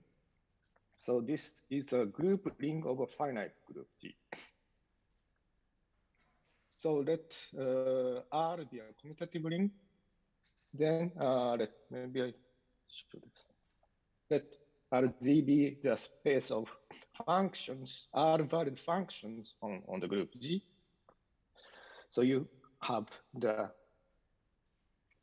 sum by pointwise summation, and you also consider this kind of multiplication by step psi. So this is defined by using the group multiplication of G as in this formula, and it is called the convolution product. So it is a sum of all y's, and you consider y inverse x times psi y. And in general, this gives a non-commutative ring. So as I mentioned, we want to construct a variety. So we want to have commutative ring as a ring of functions. So we should get the commutative ring. And this convolution product is not in general commutative, but it is easy to check that RG group ring is commutative if and only if G is abelian. So in our construction, it means that this construction in general has no guarantee that you get the commutative ring. And but if you have some special properties like the abelian commutativity of G, then you could get the commutative ring. So this, I don't have time to explain what is special in our construction, but somehow, although we use the convolution product by some specific feature of the construction, we get the commutative. And this is also some new feature in our construction, because I mean, as I said, we use the technique of geometric representation theory. So geometric representation theory, people study the non-commutative algebra, but in this construction, we construct commutative algebra. In representation theoretical point of view, this is not, I mean, representation theory of commutative ring is not so interesting. So because of this kind of construction was not seriously considered in geometric representation theory. Okay, anyway, let me continue. So we use this idea of the convolution, the construction of group ring for G by replacing G by a certain topological space and RG by its homology group. And homology group is a kind of space of functions on G. So this construction, our construction, is really the natural analog of the definition of a group ring. And as I mentioned, that in the definition of convolution product, we used the group product in this definition. Again, also in our construction, we use some kind of property on this topological space. So this guarantees the existence of convolution product. Okay. And which topological space we use? So we use the modular space arising from the gauge theory of OS2. So I mentioned that we consider the three-dimensional gauge theory, and we consider the gauge theory on the two manifold, which can be regarded as a boundary of a three manifold, which you usually consider the gauge theory. And this is use of the modular space and the homology group can be regarded as a So the use of modular space and use of the homology group is motivated by the topological quantum field theory. So I briefly explain what it is. So topological quantum field theory is a toy model of the quantum field theory, which is defined. Quantum field theory, in the quantum field theory, physicists consider the path integral, and the path integral gives some number. And if you have a manifold with boundary, then you first fix boundary condition, and then consider the path integral, which gives function, which depends on the boundary value. So topological quantum field axiomatized by Atiyah and Seagal is just defined by this assignment. So for three manifold, M, so TQFT assign a number, Z of M3. And for two manifold, it assigns a vector space, Z of S2. And if you have a three manifold with boundary, then it assigns a vector in the vector space assigned for the boundary. And it satisfies various axioms. For example, the composition of cobordism. So you have three manifolds with common three manifolds with common boundaries, so you can glue them. Then it gives a pairing between the vectors in this vector space for boundary. Okay. And we apply this construction for this particular three manifold. So this is the picture of the three manifold. You consider the three ball D, and you remove two smaller balls, D1 and D2. So this is the three manifold with boundary. So you have three boundaries, which is each is isomorphic. Each is homomorphic to S2, and one of the axiom, if you have disconnected two manifolds, the Hilbert space, vector space is a tensor product. And if you have opposite orientation, this is a dual space. Then if you have this three manifold, then you have a map, linear map from Z of S2 to tensor Z of S2 to Z of S2. So this gives a multiplication. You can check that this is associative, and also it is commutative, because you can exchange those two balls, D1 and D2.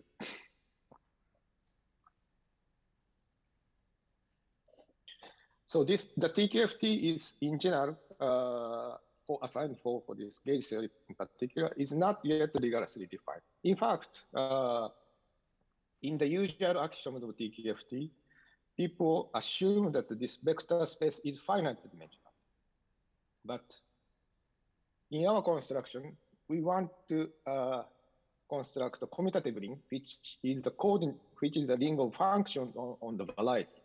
So this should be infinite dimensional. So you must somehow reduce the axiom of the TQFT, and it's not so clear what is really actual correct axioms for this TQFT. And in particular, we still don't know which vector space we should assign for more general two manifold with higher genus. Okay, anyway, so at this moment, we can realize vector space assigned for S2 and commutative multiplication by homology of the modular space and combination. The merit of this construction is that this Coulomb branch and the modular space, because Coulomb branch is defined by a homology group of the modular space, so they are directly connected. So we can study various properties between them. And this a little bit looks like the mirror symmetry, which is the more famous pairs of Calabian varieties, Calabian manifolds. And so if pairs of Calabian three manifolds and Calabian manifolds and the algebraic geometry, symplectic geometry of X and algebraic geometry of XJ are connected, And in our construction, the Coulomb branch and the modular space are analog of those mirror pairs. And because of our construction, somehow the relation between Coulomb branch and the modular space are more easier to be seen from than the station of the mirror symmetry. So we hope that maybe our construction may shed some new light to view this mirror symmetry. Okay, I end with open problem. So I mentioned in the beginning that in fact physicists assign hyperkähler manifold to hyperkähler manifold as a Coulomb branch. So we define Coulomb branch as a algebraic variety. So we still miss to construct the hyperkähler metric. This is a Riemannian metric on the space which we just constructed. So in general, our algebraic variety has singularities. So as Gantian explained, I mean, there's powerful analytic technique developed in last century and this century, but because the Coulomb branches has singularities, it's not so easy to solve analytical problem. And also, it is, I think it is better to have a more explicit construction of hyperkähler metric. And today I talked about the three-dimensional gauge theory, and in fact, we can also consider a similar problem in 4D, and this problem of the construction hyperkähler metric is in fact more interesting in 4 dimensions. Okay, thank you very much. I stop now.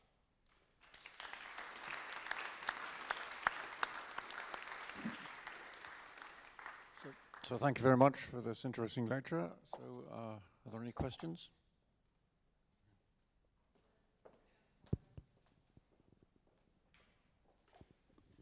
Thank you. Why do you expect a hyperkähler metric on Coulomb branches? What is the reason for that? So this is the supersymmetry. So we start, I don't explain what is the supersymmetry, but guess I don't consider the usual gauge theory which describes particles, but this we are talking about the supersymmetric gauge theory.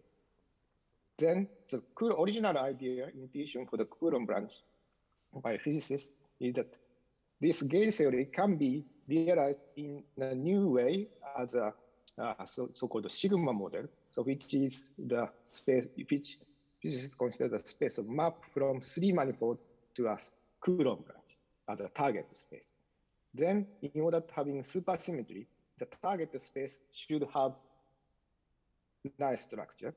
And in the usual mirror symmetry, so because of they have less supersymmetry, so they only assume that the target space has Calabi-Yau metric.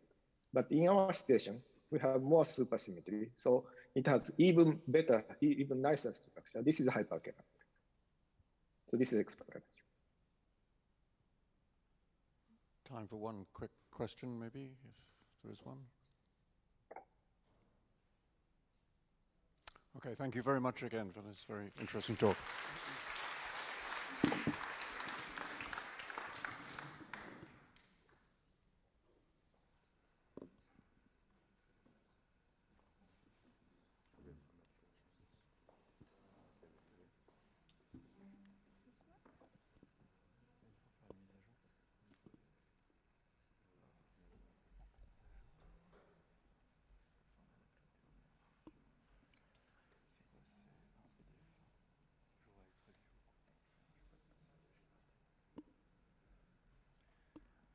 Okay, so the next speaker is Ulrike Tillman from Oxford, soon to become the director of the Newton Institute in Cambridge. Ulrike. Thank you very much. Super? Yeah, okay. Well, it's a pleasure to be here. As a German, as a German passport-carrying person and coming from a country that just completed Brexit, it's very nice to report that I had no troubles coming here, and I feel very much at home in this Strasbourg, which is very much at the heart of Europe. I want to report on some developments in an area close to my heart, namely the algebraic topology of manifolds. It's really a subject that was flourishing in the 50s, 60s, 70s, and early 80s, but there was some slowdown. And I think the last 10, 15 years have seen really remarkable progress. So let me see. That didn't work. Is this supposed to be moving?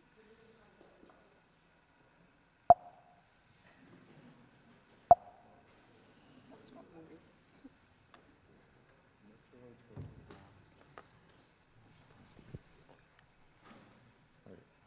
No? Wonderful. So the main topic is manifolds, and we already heard earlier from Yang Tang. Manifolds in dimension D, they look just like a Euclidean space RD locally, and they are, of course, very much at the center of geometry, topology, and many other subjects in mathematics. Now, if you're interested in manifolds, then you will immediately be interested also in their isomorphism groups, so isomorphism groups. So for manifolds, that is diffeomorphisms, namely smooth maps that are invertible, and indeed diffeomorphisms act on many objects. Again, this morning we heard you might be interested in metrics, so the diffeomorphism act on that. So equivalently, from an algebraic topological point of view, the diffeomorphism group is, to understand that is equivalent to understanding the classifying space of the diffeomorphism group. And when I say classifying space, what do I mean? It's really a space that if you take another space, say B, and map into it, then every point in your space B will automatically appoint a manifold to it. It's diffeomorphic to M, and so you're really defining a smooth bundle, M bundle, over your base. So really, when you're then interested in classifying such M bundles, that's just given. So the characteristic classes of such bundles is just given by the cohomology of this B diff M. And a beautiful model for B diff M is take your favorite manifold M and think of all unparameterized copies of M in large Euclidean space. That is really a model for this space B diff M. So characteristic classes are, of course, very well known and used all over in mathematics for vector bundles, and this is just the same sort of idea for bundles that have M as the fiber. Okay, so oops, now I went too fast. The first one you might think of manifolds, the first interesting case is in dimension 2, surfaces, and here you see a sphere, torus, and a surface of genus 2, and a Klein bottle, the non-oriented one. I will be mainly interested in oriented one, and of course, oriented surfaces are classified by their genus up to topology. So, in dimension 2, we have this beautiful coincidence that, namely, the cohomology of the B diff of the surface, Fg, it's actually the same as the cohomology of the underlying mapping class group, gamma G. So the mapping class group is always just the connected components of the diffeomorphism groups of a manifold.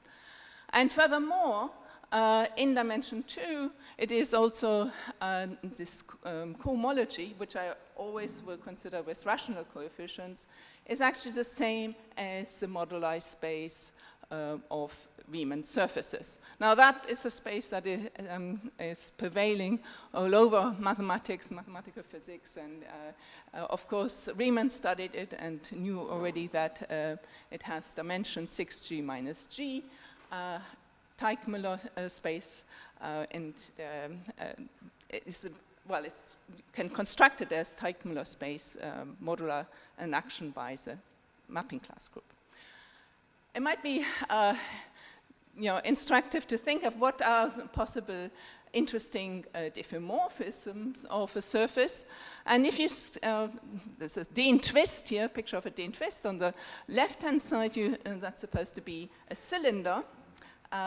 And I have a meridian around the cylinder, and I'm twisting. I just cut the cylinder around the circle, twist by 360 degrees, and glue back. That's a Dean twist, and basically we know that all diffeomorphism of surfaces of genus G greater than 1 can be actually constructed in this way by Dean twists and products of them. I just noticed that should be G greater than 1. No, okay. Now, Mumford studied these from an algebraic geometric point of view, and he was very interested in understanding the cohomology, defined many classes, and came across this theorem by Hare, published in '85. Hare looked at these actually from a mapping class group point of view, and thought, well, instead of trying to understand the cohomology for every G separately, what can we say for all of them together? And indeed, he was able to prove that if let G just be very large, then actually the homology in the degree you're looking at is independent of G. So actually, sort of the low-dimensional homology in degrees going upwards is independent of the G, and so at least one can get some sort of global information on these. And Mumford conjectured that actually this limit, which I'll write down below, is just a polynomial algebra in these classes, kappa I, that he defined, these kappa I of dimension 2I. And indeed, Matz and Weiss, some 25 years later, proved Mumford's conjecture by relating it to topology, algebraic topology, stable homotopy theory.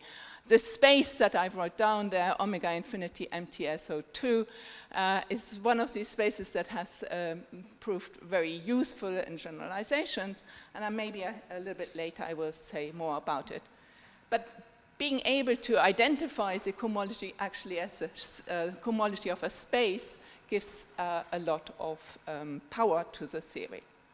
Now, then the question comes up, well, if you know something in dimension 2, what about higher dimensions? Is there some story like this in higher dimensions? But of course, the first thing you realize, of course, surfaces are easily classified by their genus, and Hare's question about stability makes sense. And in higher dimensions, you have to ask yourself, what is even an analog of that? Also, homology stability just was not known for anything that was more of a differential nature rather than the mapping class group being a discrete group. So the question really arose, and at first we had no idea until Glacius and Vandal Williams proved two very far-reaching theorems. Namely, they decided to take the analog of the surface of genus G to be built the same way, but replacing, so maybe I go back, here I wrote Fg is the surface of genus G as the connected sum of the torus S1 cross S1 G times. And then I want a boundary, so I connect some to a disk. So they did the same thing, only that now, instead of S1 cross S1, I have Sn cross Sn.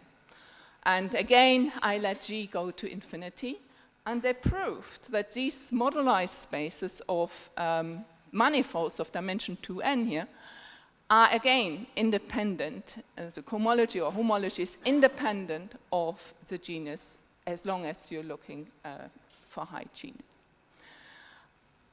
And similarly, like Madsen and Weiss, they were able to identify the homology or cohomology of these modalized spaces in the limit with a polynomial algebra. And the polynomial algebra I've written down there, it's just Q of some set of classes, the one for every C, and C being a monomial in these Pontryagin classes. And again, I've written it down as a space, the homology of a space, the same way as in the Matzen-Weiss theorem. That is quite important. And maybe I just mention here, the way they proved this actually, we had a theorem with Galatius and Matzen-Weiss that identified really the space of all 2 n-dimensional manifolds with something like omega infinity MTSO2n. And Galatius and Randall Williams actually sort of carved out most of the manifolds and reduced it to just looking at these manifolds WGs and looked at what was left over. And that was a very, well, the technique they really developed and used heavily there was something called parameterized surgery theory. Okay, so now we have this wonderful theorem. It tells us a lot about the diffeomorphisms, in particular of these WGs. And I should say here, actually, they prove similar theorems for, well, starting instead of with D, the disk D, you can start more or less with anything that is simply connected in dimension D, and as long as you have connected some with lots of copies of Sn cross Sn. Okay, so then the question comes, what might tell this about other manifolds, and and what are the applications? And indeed, there are many applications. One is about positive curvature, spaces of positive curvatures on a manifold, but I won't talk about that. Instead, I want to introduce or talk about a theorem by Michael Weiss. Michael Weiss looked at this fiber sequence. I won't be able to explain it exactly. It's not very deep. In the middle is the space that we are interested, the moduli space of manifolds, and then taking the diffeomorphisms to fix the boundary.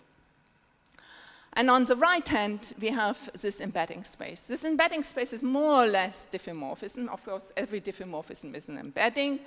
But here we are looking at embeddings that fix a boundary of M, but an embedded disk, but the embedded disk D minus 1.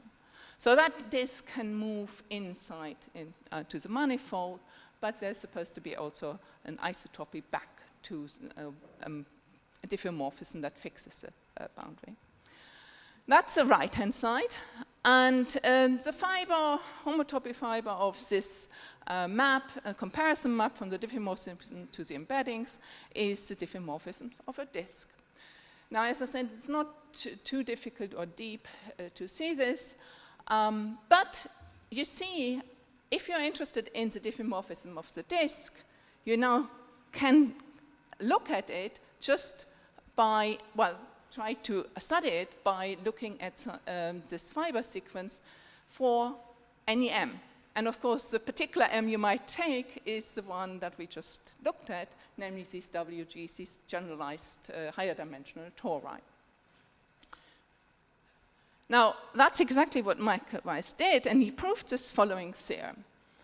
Now, orthogonal group D, of course, acts on RD, and it acts, of course, by a diffeomorphism and linear even, and in particular, it gives us homeomorphisms. So we have a map from OD into this group top D.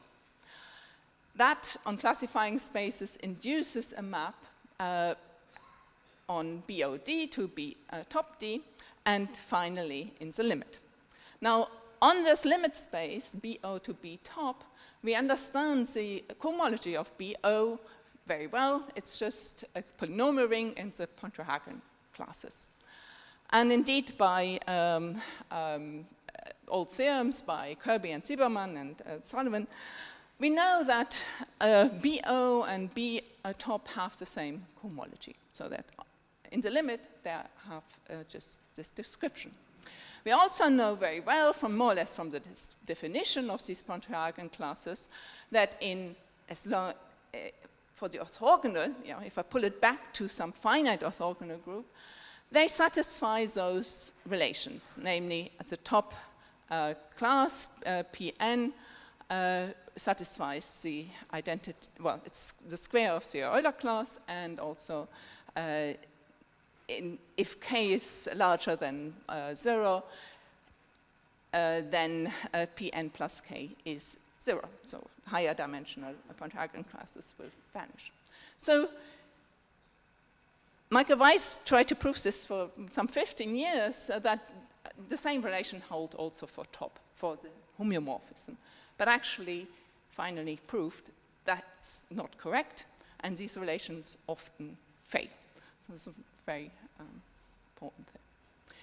Now, going back, this theorem then in turn, starting more or less with the same sequence here, and using this translation between B diff of a disk and these top D and OD given by smoothing theory and Morley's theorem, one can go back and now say, well, let's try to study, actually the diffeomorphism of a disk. Okay. Oops, no, I'm going wrong. So what are the disks and spheres? These are probably another class of manifolds you might want to study. So it's well known that, of course, the orthogonal groups act on Rn, O(n) acts on Rn, and of course, they preserve the sphere in Rn. So we always have actually that the orthogonal groups are of dimension d plus 1 are part of the diffeomorphism groups of Sd. Now, the question is generally, do they also have an extra term? And indeed, Smale proved in '85 that no in dimension 2. Hatcher proved the Smale conjecture in dimension 3. And we just heard about the Smale conjecture, a generalized Smale conjecture, which talks about 3 manifolds that are not the sphere. And then very recently, Watanabe actually managed to prove the Smale, or actually should I say, disprove the Smale conjecture in dimension 4. That is a very interesting theorem, and one could spend a lot of time on that. But I want to actually move on. Namely, I want to report on some new results on the, on the diffeomorphisms of the d-dimensional sphere. And I should emphasize here, when I say diffeomorphism of the d-dimensional sphere, I'm fixing here the boundary. It's a very different thing if I don't have the boundary fixed. Indeed, it will always be just OD. So I'm fixing here the boundary. And of course, if I fix the boundary, then I can glue in another boundary, and I get a diffeomorphism of the sphere of dimension d. And we have this general, in the middle, there's this general decomposition of the diffeomorphism of Sd as OD plus 1 and the diffeomorphism. Okay, so starting with this Weiss fiber sequence, remember on the one hand we had diffeomorphism of the disk, fixing the boundary, and then we had terms relating to B diff of any manifold, let's take it in WG, these generalized torics, and embeddings. And it turns out that the middle one was, of course, studied by Glacius and Randall Williams, but also the embedding space can be approached by something called the Goodwillie embedding calculus. it's sort of a machinery that is set out to understand embedding spaces. And through very detailed and very complicated computations, using a lot of machinery, in 2 different papers, very recently, Kupers and Randall-Williams were able to really compute a lot of the homotopy classes of B-diff for the disk, for even disks. And in another paper, Kranich and Randall-Williams only appeared on the archive this month, they calculate a lot of these homotopic groups for the oct-dimensional disk. Now, let me just very briefly describe this picture. The dots are actually the classes that Michael Weiss found, translated through to the diffeomorphisms. And there's a faint line which is going, and sorry, I should say on the bottom here, we have the even dimensional, the dimensions of the disk. This is a picture of the even dimensional disks. And on the vertical line, we have the degrees. And each dot represents a rational class. They're all sort of new. The only thing we were sure about was really the bit under this faint line. There are these shaded areas, and they represent where there's still unknown territory. Okay, so let me actually finish by just sort of, by a philosophical statement. What's sort of new in this approach that we have seen here? This line that I just mentioned, what was known before, actually was something that comes from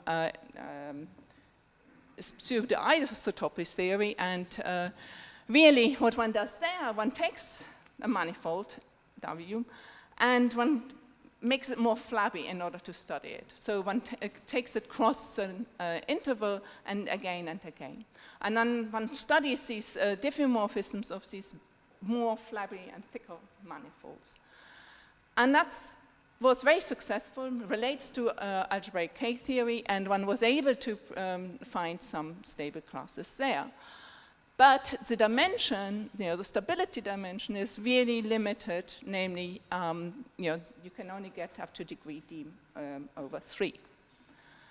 Now, the new approach really was to take a manifold, but make it more complicated, glue in more and more tori. So this Q here is this generalized torus, Sn cross n.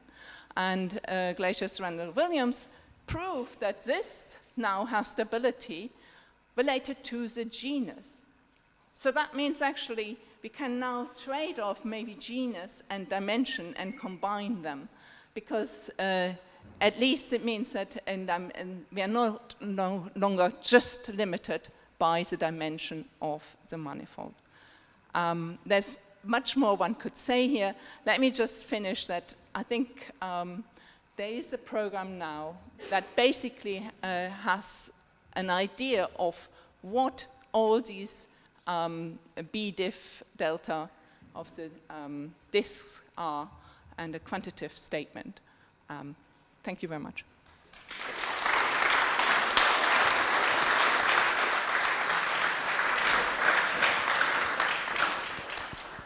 So thank you very much, and maybe time for one question.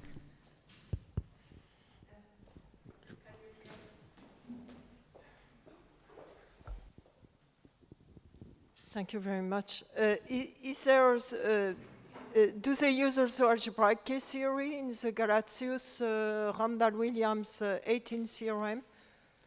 Does it use what? Do they also use algebraic K-theory in the last theorem you were explaining or illustrating? So when sorry, and the picture is only for the even dimension, and the theorem below, you have something similar picture plus classes from K-theory. So we know that for even-dimensional manifolds, actually the homotopy groups, you have something in every fourth dimension coming from K-theory. So the K-theory of the integers, that's, did I write it down? Let's see. Yes, here, there you see pi star of the B diff of D2n plus 1 rationally sees the K-theory. Yeah, thank you very much. But the question was whether the last theorem here from Galatius, Randall, Williams, 18, is using some K-theory. No, that is, I'm referring back to this generalized Mumford conjecture. That doesn't use any K-theory. Does not? No. Okay. It uses this higher dimensional surgery theory, parametrized surgery theory to come to this. Okay, thank you very much. Okay, so thanks Ulrike again.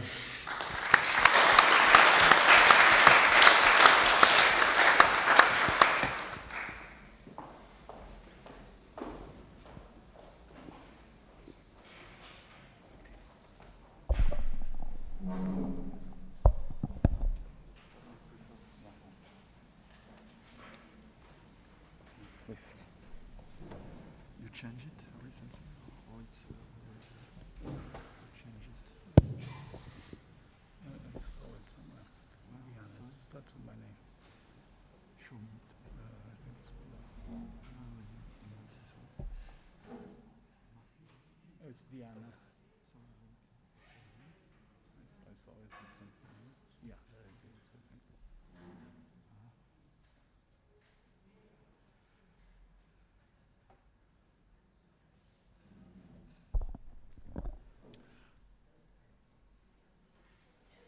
Okay, and our final speaker is Marcelo Viana from IMPA in Brazil. Thank you very much. I'm very honored to be here, and I want to thank the IMU and the committee for the invitation. But I also want to take advantage of my situation as the last speaker to express our gratitude to our colleagues here in Strasbourg who worked hard to make us have such a good time here.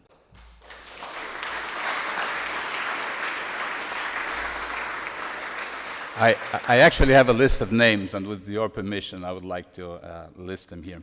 So first of all, the Congress team, Elodie Buch and Caroline Jacquelot, the technical staff of the Math Institute, Marounia Kremer, Mathieu Boileau, Alexis Palatiki, Daniel Grosson, David Pernet. The procedures are being recorded for posterity by the video team led by Olivier Dancer. And last but not least, there are our colleagues at the local organizing committee, Vincent Banoy and Philippe Eluy. Please join me in a round of applause. So my lecture today will be about iterations of maps, and I want to start by defining the class of maps that is mentioned in the title.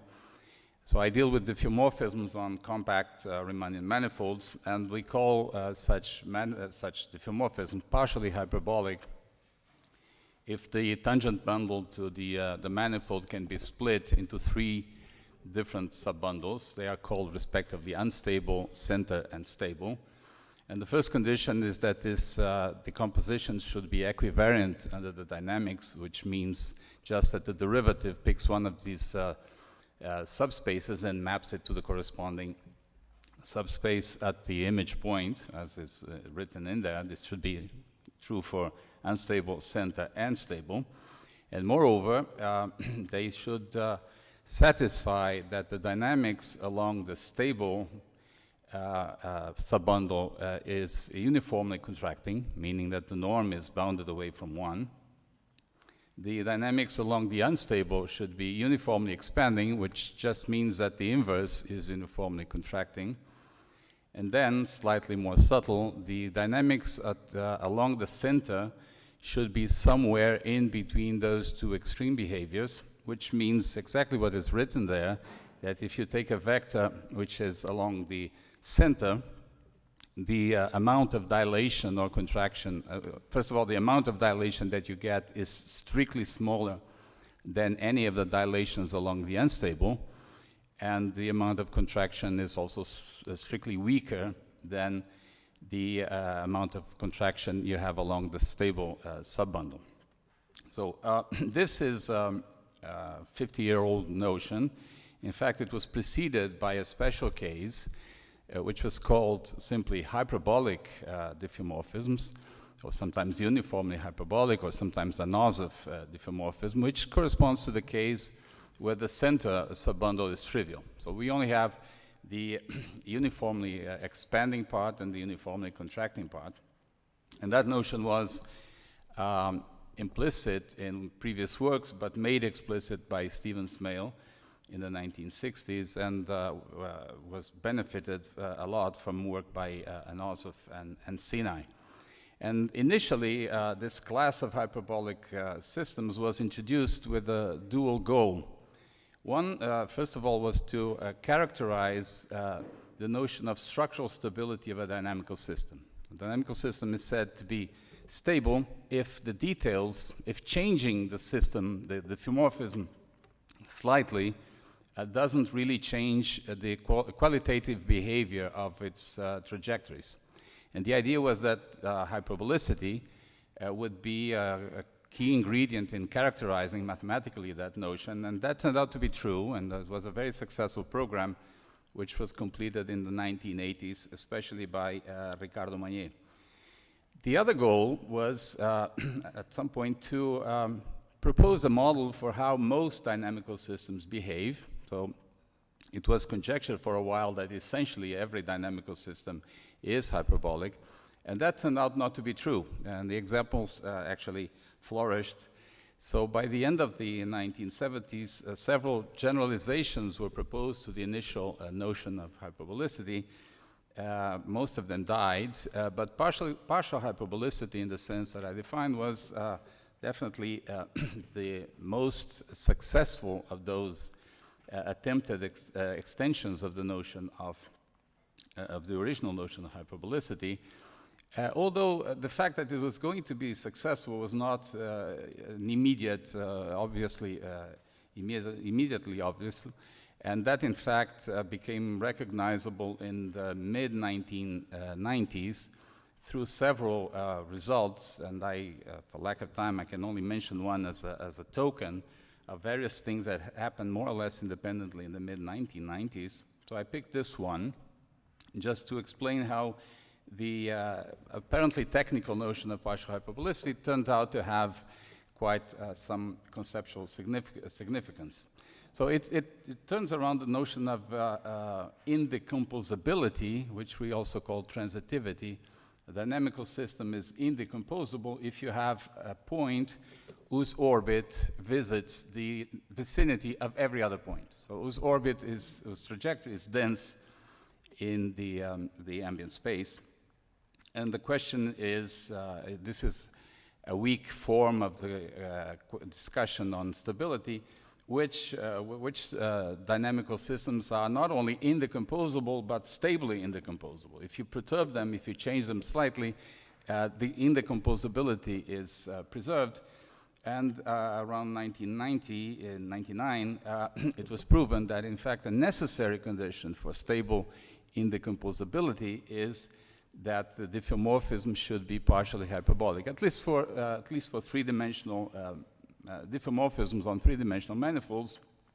And there was an extension to any dimension which uses a slight generalization of partial hyperbolicity that I don't want to state here.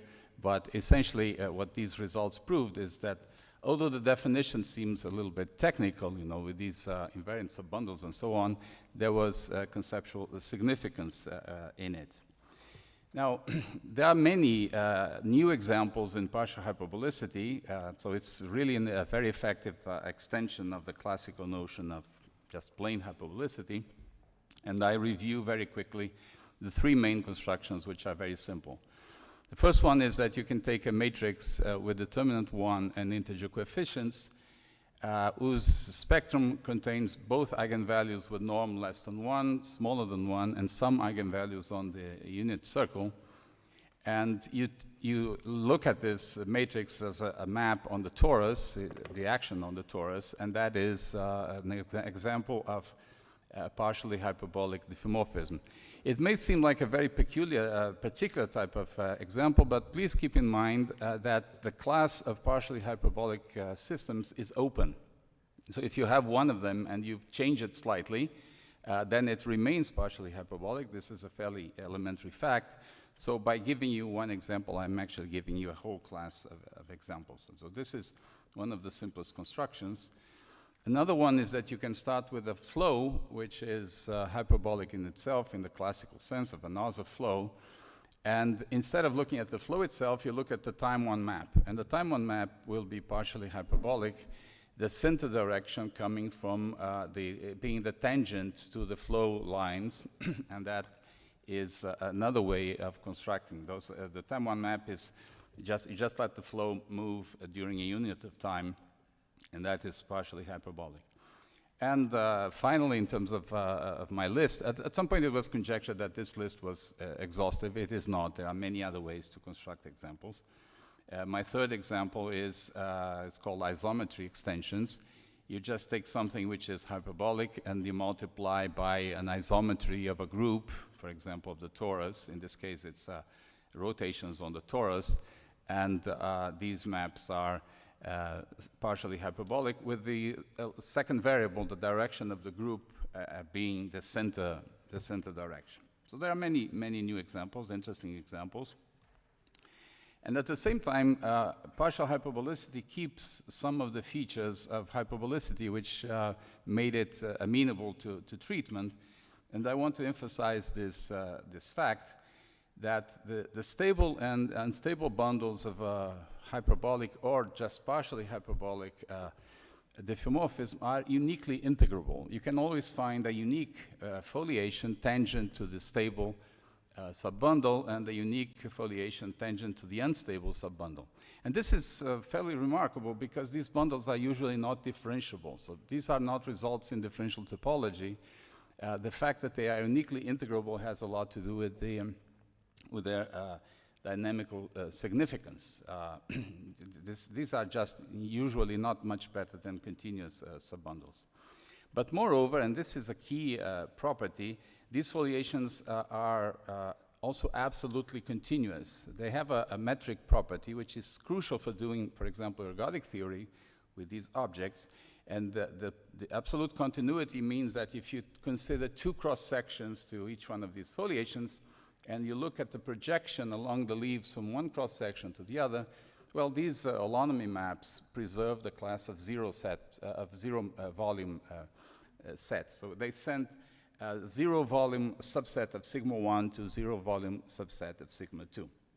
And that remains true for the in the partially hyperbolic setting. On the other hand, partially hyperbolic systems also have new and very poorly understood, still poorly understood features. For example, if you hope to have a foliation which is tangent to the center bundle, EC, that usually, that may not exist. There are many cases where it does exist, but it may not exist. And when it exists, it may not be unique. And in some sense, even worse, even when they exist and are unique, these center foliations need not be absolutely continuous, which makes dealing with the metric properties of such systems much more subtle. So there are many other issues which we don't understand still about partial hyperbolicity, but for the purpose of this short lecture, I will focus on the very last line, on the issue of absolute continuity of the center foliation. And in doing that, I go back to an observation made by Mike Schuber and Amy Wilkinson. They considered a very simple example on the 3 torus, which acts on the first two coordinates by this this linear map, 2, 1, 1, 1, which is a hyperbolic matrix, and acts on the second variable by the identity. This is a very simple example, partially hyperbolic. It's actually a special case of a construction that I described before. And what they observed was that if you look at this number, lambda c of f, which we call the center Lyapunov exponent, which is just the average of the logarithm of the derivative, Well, if you calculate this number for the initial map F0, that's 0, because along the center you have the identity, but they prove that you can perturb the diffeomorphism. You can find diffeomorphisms which are arbitrarily close, for which this number is different from 0. And the key observation was that once you have that, once you have an exponent which is different from 0, then the center foliation cannot be absolutely continuous. This was fairly surprising, not just because of the conclusion, but because of the connection between the center, the Lyapunov exponent, and the behavior of the center foliation. And I want to go a little bit deeper into understanding this phenomenon that they pointed out. A few years later, actually, it was published just the next year, Amy Wilkinson and David Ruel observed that, in fact, something much worse can happen. When the exponent is different from 0, it's not just that the foliation is not absolutely continuous. It is what they call pathological. And we will see that this was actually unfortunate, but I will explain that in a little while. What they meant by pathological is that the foliation is such that you can find a subset of the ambient space with full volume, which consists of a finite number of points on each leaf.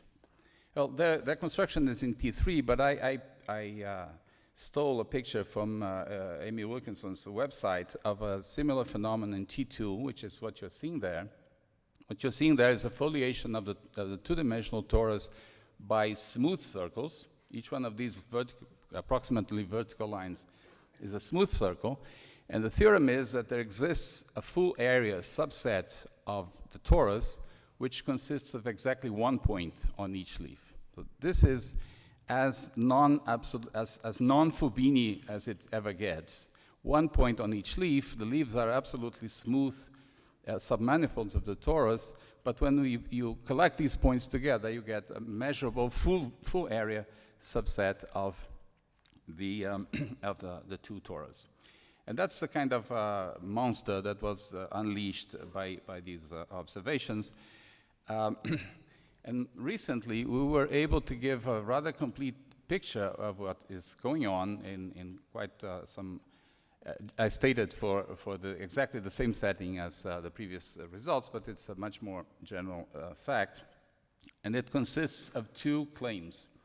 First of all, it's what we call a dichotomy, the dichotomy theorem, that there are only two possibilities for the center foliation in this setting. Either it is smooth, which means that up to a change of coordinates, up to a C-infinity change of coordinates, it's just a trivial fibration. So either it is as regular as it gets, or it is as nasty as it gets. So either it is smooth, or it is pathological. And moreover, the second part of the theorem is that, in fact, it much more often is pathological than smooth. So in that sense, the terminology is not pathological is the norm in this setting. So the second part says that if the center foliation is smooth, then it's because your map belongs to a very special class of maps. Namely, it is up to a global C-infinity change of coordinates. It is just one of these isometry extensions of with this expression.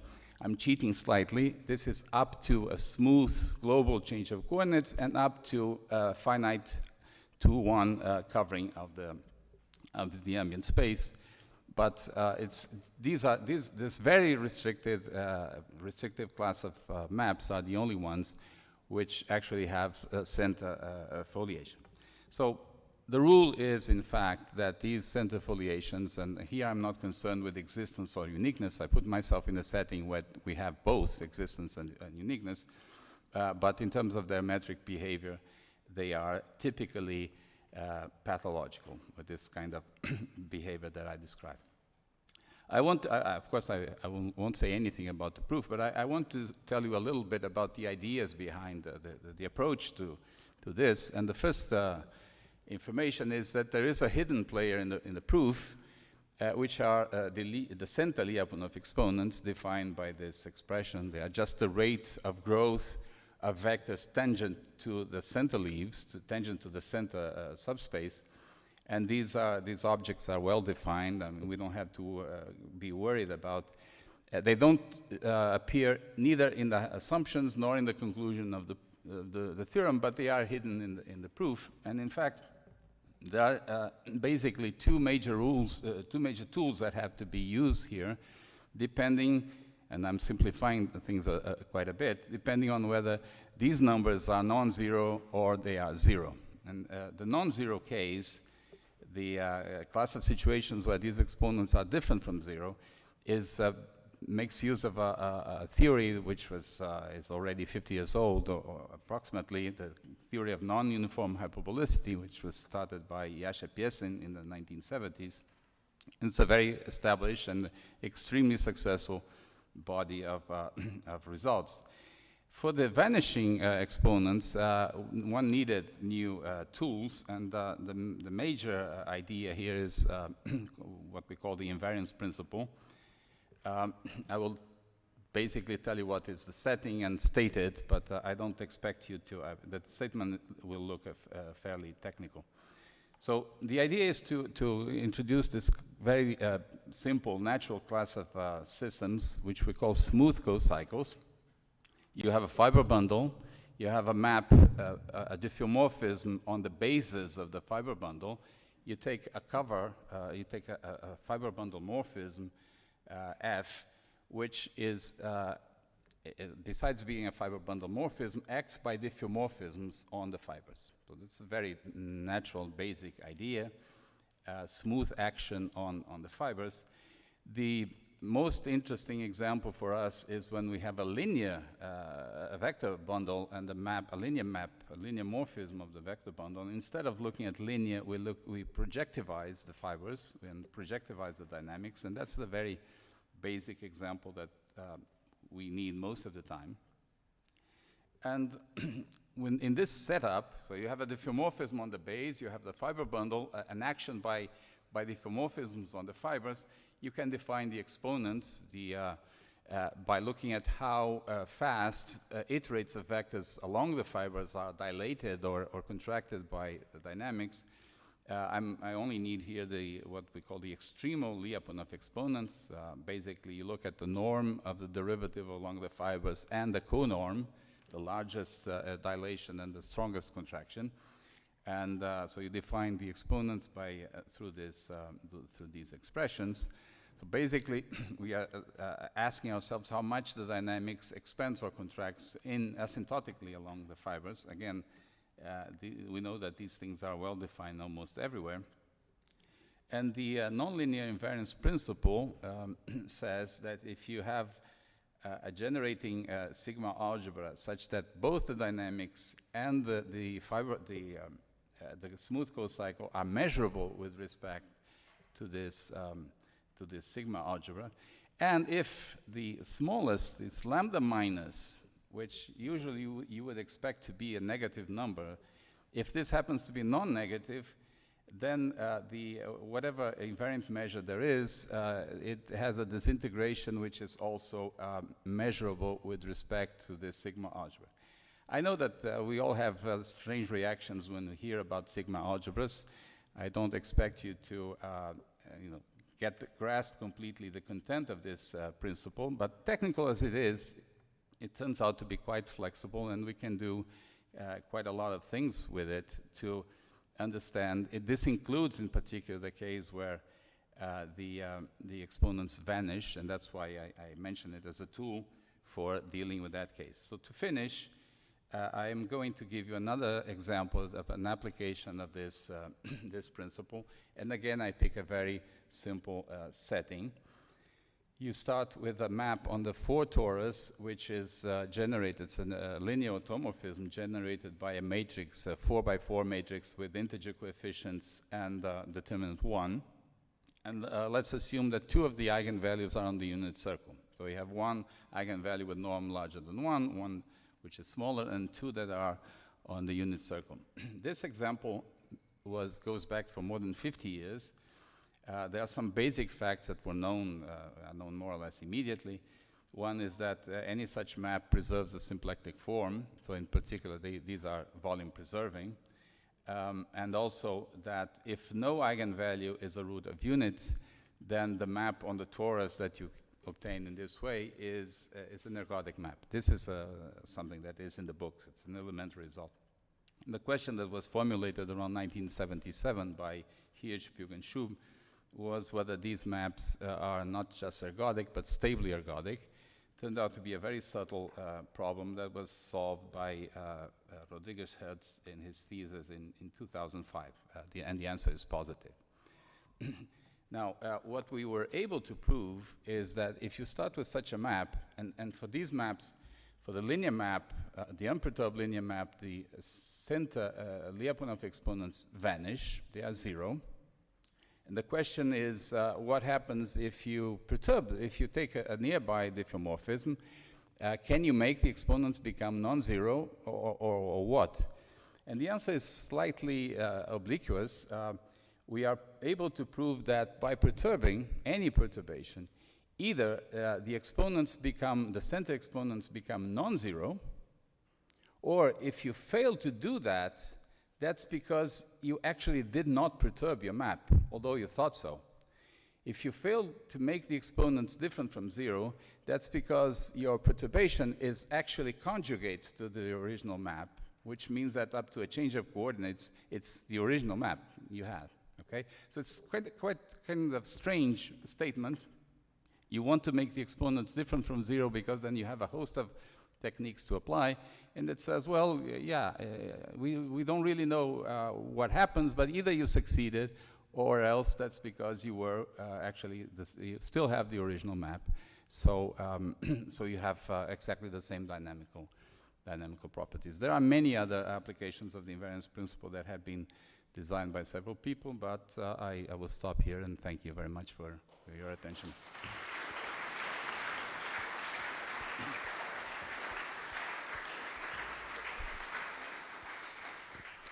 So, any questions?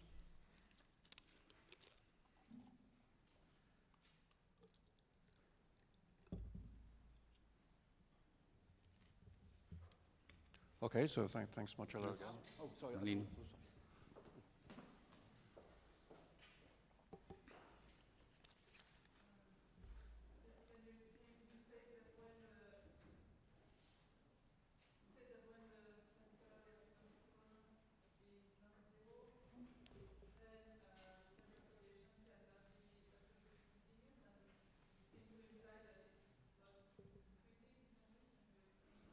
Yeah, I can explain.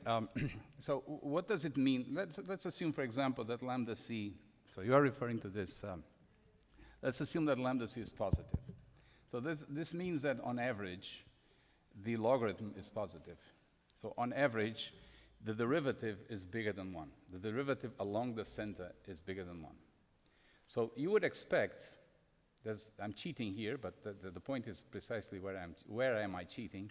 You would expect, since the derivative along the center is bigger than 1, that by taking a center leaf and iterating it forward, it would become bigger. It would get bigger and bigger. But the center leaves in this example are circles. They are a family of circles with bounded length. So they cannot get bigger. So where is the paradox? The paradox is that when I say on average, I mean with respect to volume on the 3 torus. And when I start picking the leaves and saying because the exponent is bigger than 1, they will tend to grow, I'm thinking of length along the leaf. Okay? So the way nature solves this paradox is by saying measure, the volume measure on the ambient torus has nothing to do with the length measure along the leaves. And that's precisely what it means to be non-absolutely continuous. Okay? So yeah, I mean, this can be explained, but it takes 1 or 2 minutes to say. Okay, can we thank Marcello again? Thank you.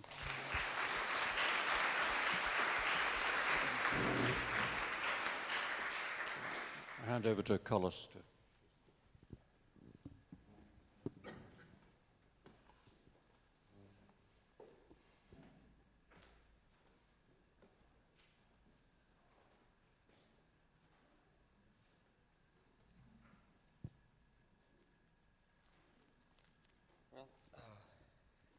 I guess this concludes the proceedings of this conference. Pardon me? Oh, okay. Thank you. So first of all, let me thank all of you, the participants here, for making this such a pleasant event and a return to a more normal situation. Then I would like to thank all the speakers. The lectures have been absolutely wonderful and really enjoyable.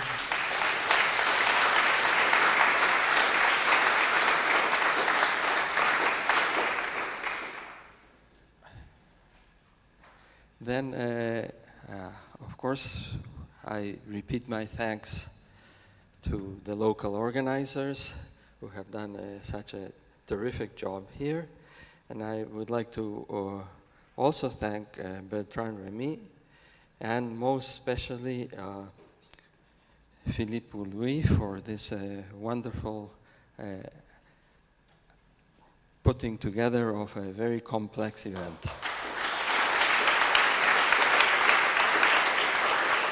So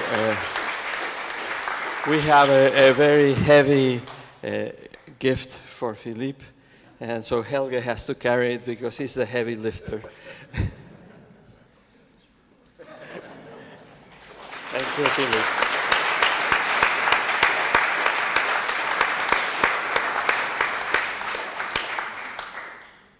Okay, so let's have lunch.